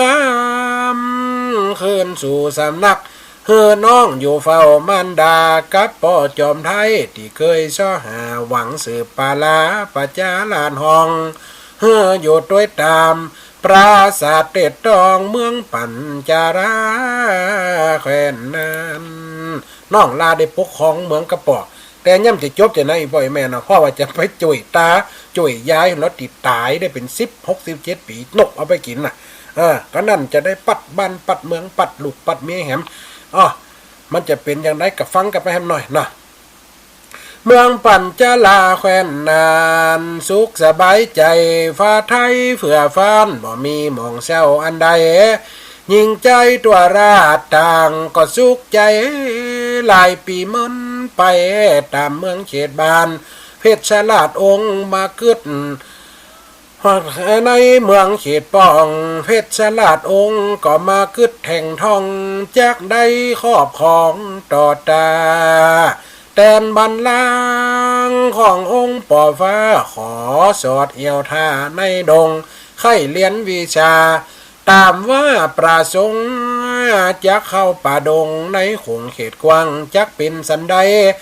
จากใครกล่าวอ้างเรื่องพระนอนางมิ่งน้อยรอฟังกันไปติดตามค่อยๆได้เล่าแต่งห้อยบ้านยายเตสนาวางไว้เต่าอีเต่านี้เล่าสู่กันฟังก่อนละนายเฮ้ยบทที่7หมดเวลาจบไปด้วยก่อนอีปล่อยแม่เนาะเล่าถึงเจ้าเพชรฉลาดเจ้าเจตลาดเจ้าปิดตลาดได้มาช่วยแม่ได้เอาแม่หน้ามาซ่อม จะว่าแม่หน้าก็เป็นเมียเก่าของป่อแฮมะแฮมะนะเอาว่าวิบากกรรมมันอย่างไปขำไปเขผู้เป็นแม่เพิ่นโลกรรมก็เลยมาถูกต้องกรรมมันก็เลยมาถูกใส่สิ่งที่ได้กระทำมาเรื่องนี้สอนอยู่2 ข้อบทนี้สอนอยู่2 ข้อสายแรกตั้งใดจะเลินพรกับไหว้แสเจ้าท่านอาจารย์นะขึ้นห้อยจ่องซากมันมาได้ยินได้เป็นเดือนเจ้ากะอะไรแม่ฟังวันนี้เจ้าวันนี้แม่ฟังคืนยังแม่สุเกี้ยวศิลปรสิทธิมันห้องหลับปุนนะวันนี้แม่ฟังคืนยังขึ้นห้อยจ่องซากดีแม่2-3 วันนี่เจ้าสาธุเริ่มได้ฟังเหมือนแล้วเนาะเจ้าเราพุทธงอมนักการเน้นลากว่าแม่สุเกี้ยวห้อยได้เป็นเดือนอันไรฮะเชนเจ้าก็กลับไว้แต่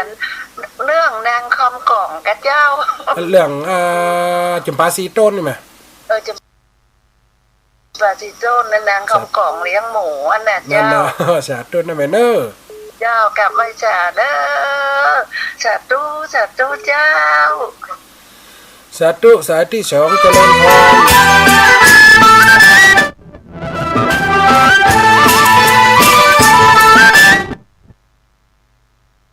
1669เรียก1669บาดเจ็บกระดูกสันหลังเรียก1669ไฟฟ้าช็อตเรียก1669ไฟไหม้น้ำร้อนลวกอย่างรุนแรงเรียก1669ตกจากที่สูงเรียก1669กระดูกหักเรียก1669บาดเจ็บกระดูกสันหลังเรียก1669ไฟฟ้าช็อตเรียก1669ไฟไหม้น้ำร้อนลวกอย่างรุนแรงเรียก1669จมน้ำเรียก1669ถูกยิงเรียก1669ถูกแทงเรียก1669อุบัติเหตุจราจรเรียก1669ช็อกหมดสติเรียก 1669 ปวดท้องกล้าฉุกเฉิน มีน้ำเดินตกเลือด เรียก 1669 เจ็บป่วยฉุกเฉินและบาดเจ็บจากอุบัติเหตุเรียก 1669 รวดเร็วปลอดภัยมีประสิทธิภาพบริการ 24 ชั่วโมง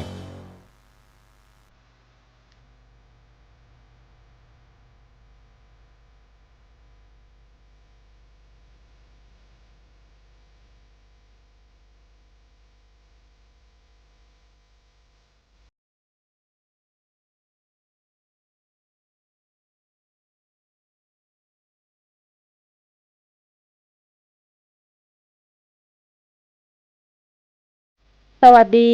ปื้อแวปากกันยอกอกาเนาะคาเนอีจะกะเฮเตบ้านนาบ้าสาเฮเนาะออสีละบ้านเนาะอัตเกเดนนะกะจ้าอัตเกเดนซาเนาะเจบ้านเนาะบ้ากาเนอเวด้าเน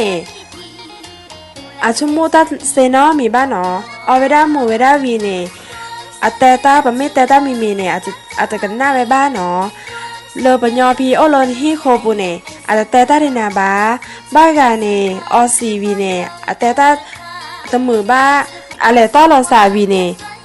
อาตาชาอาบ้าชาเนาะบ้ากาเนเดลอเลเคียเนลออซีไม่วีเนดอเลเคียเนอากาเลจงบ้าตาอาบ้าไหลเลยเยซาโอเนาะบ้ากาเนอาจงดาวีเนอาซีสุบาเนาะเลอปญอพีโอเกตลอคีดิสอเลอโมละปันปื้นแว่นเนาะบ้าชุงโมเกตาโพซาเยาวชนพีอาแกปะกันยอเกลีเนในบ้านนาอ้อโฆษณาเลอทีวีปูบ้าอันเลอเนเจแค่หล่ออาจจะเทบ้าอาจจะเกบ้าหนอปะกันยอเนอาแอหล่อกระจ้าสากอกาหล่อนำบ้าออสีออเมบ้าปื้อแวพี่อาน่าโฮจะแต่ด้าคาเนอีนแม่มุสาเลนแม่มุสาออสีละบ้านเนให้แล้วโอหมอเลโรงพยาบาลเนาะพี่อาโอบุเนนกระจ้าเดเนนำบ้าสาปีหมอบ้าหมอเนอาซาเกกะตอวีเนอะเฮนันออซิลาบาเซเนาะอากะแตบานาตาเลอเกอากะแตบานาเลซีเนอะเตเกบาจะหลออวีเนมาซาจะหลอนแม่ออซิลาบาเนปัญญอพีโอบูน่ะเนเนาะโมละปานปื้อแว่น่ะอาสู้มือสามมือเนาะปื้อแว่พีอากอโพโอเลอโยกอไว้ได้เลยบัตรประจำตัวประชาชนเนี่ยเนาะไม่แหล่โอหมอเนี่ยแหล่จอเนี่ยอันเลอเจเนาะมีบ้านเนาะปากกันยอพีอาเกิดท่อเกิดไว้ได้เลยอาจจะซีเดสีบ้าปากกันยอเกิดท่อเน่อาชีวิตมีคุณค่าน้ำบ้าที่สี่เกได้เม่นะกะจ้าบ้านเนาะอันน่ะ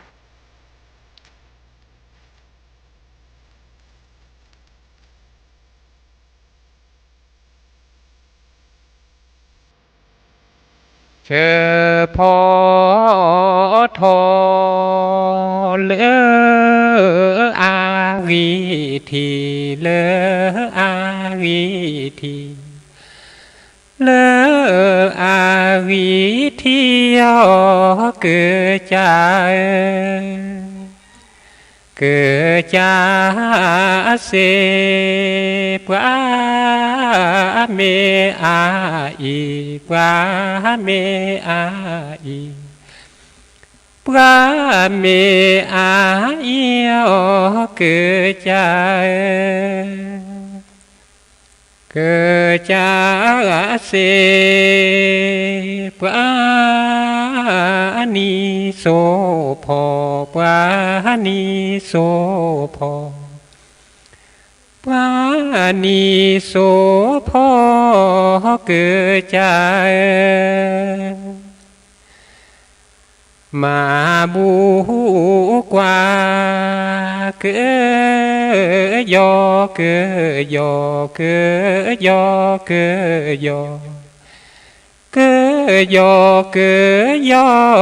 เกิดใจโมเมโคเปปาเมวาเปปาเมวานะจอลอโคเมื่อตีเอจอ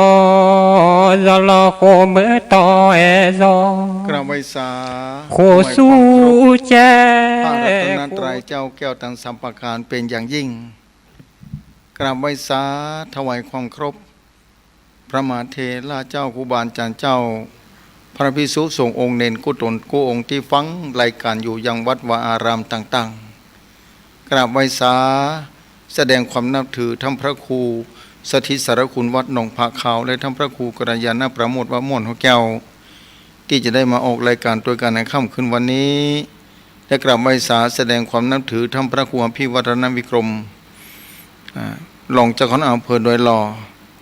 เจ้าอาวาสวัดปัดตังเจริญผู้อำนวยการสถานีวิทยุคลื่นสีขาวเพื่อชาวประชาเป็นอย่างยิ่งเจริญพรญาติโยมศรัทธาสาธุชนท่านผู้ฟังที่ติดตามฟังรายการธรรมะจากยอดดอยค่ำคืนวันนี้ดำเนินรายการโดยเก้ากระผมธรรมาภาพพระวรรณชัยชยานันโทวัดพุทธศรีคีรีตำบลบ้านแปะอำเภอจอมทองจังหวัดเชียงใหม่ชีวิตเป็นของน้อยถูกชราและความตายรุกรานอยู่เงียบๆสาธุชนท่านผู้ฟังมาปากันแล้ววันนี้ในวันที่2 เดือนพฤศจิกายน 2568 เป็นวันอาทิตย์แรกของเดือนก่อนอื่นใดนั้นต้องขอขอบคุณเจ้าของสถานีต่างๆเครือข่ายคลื่นสีขาวเพื่อชาว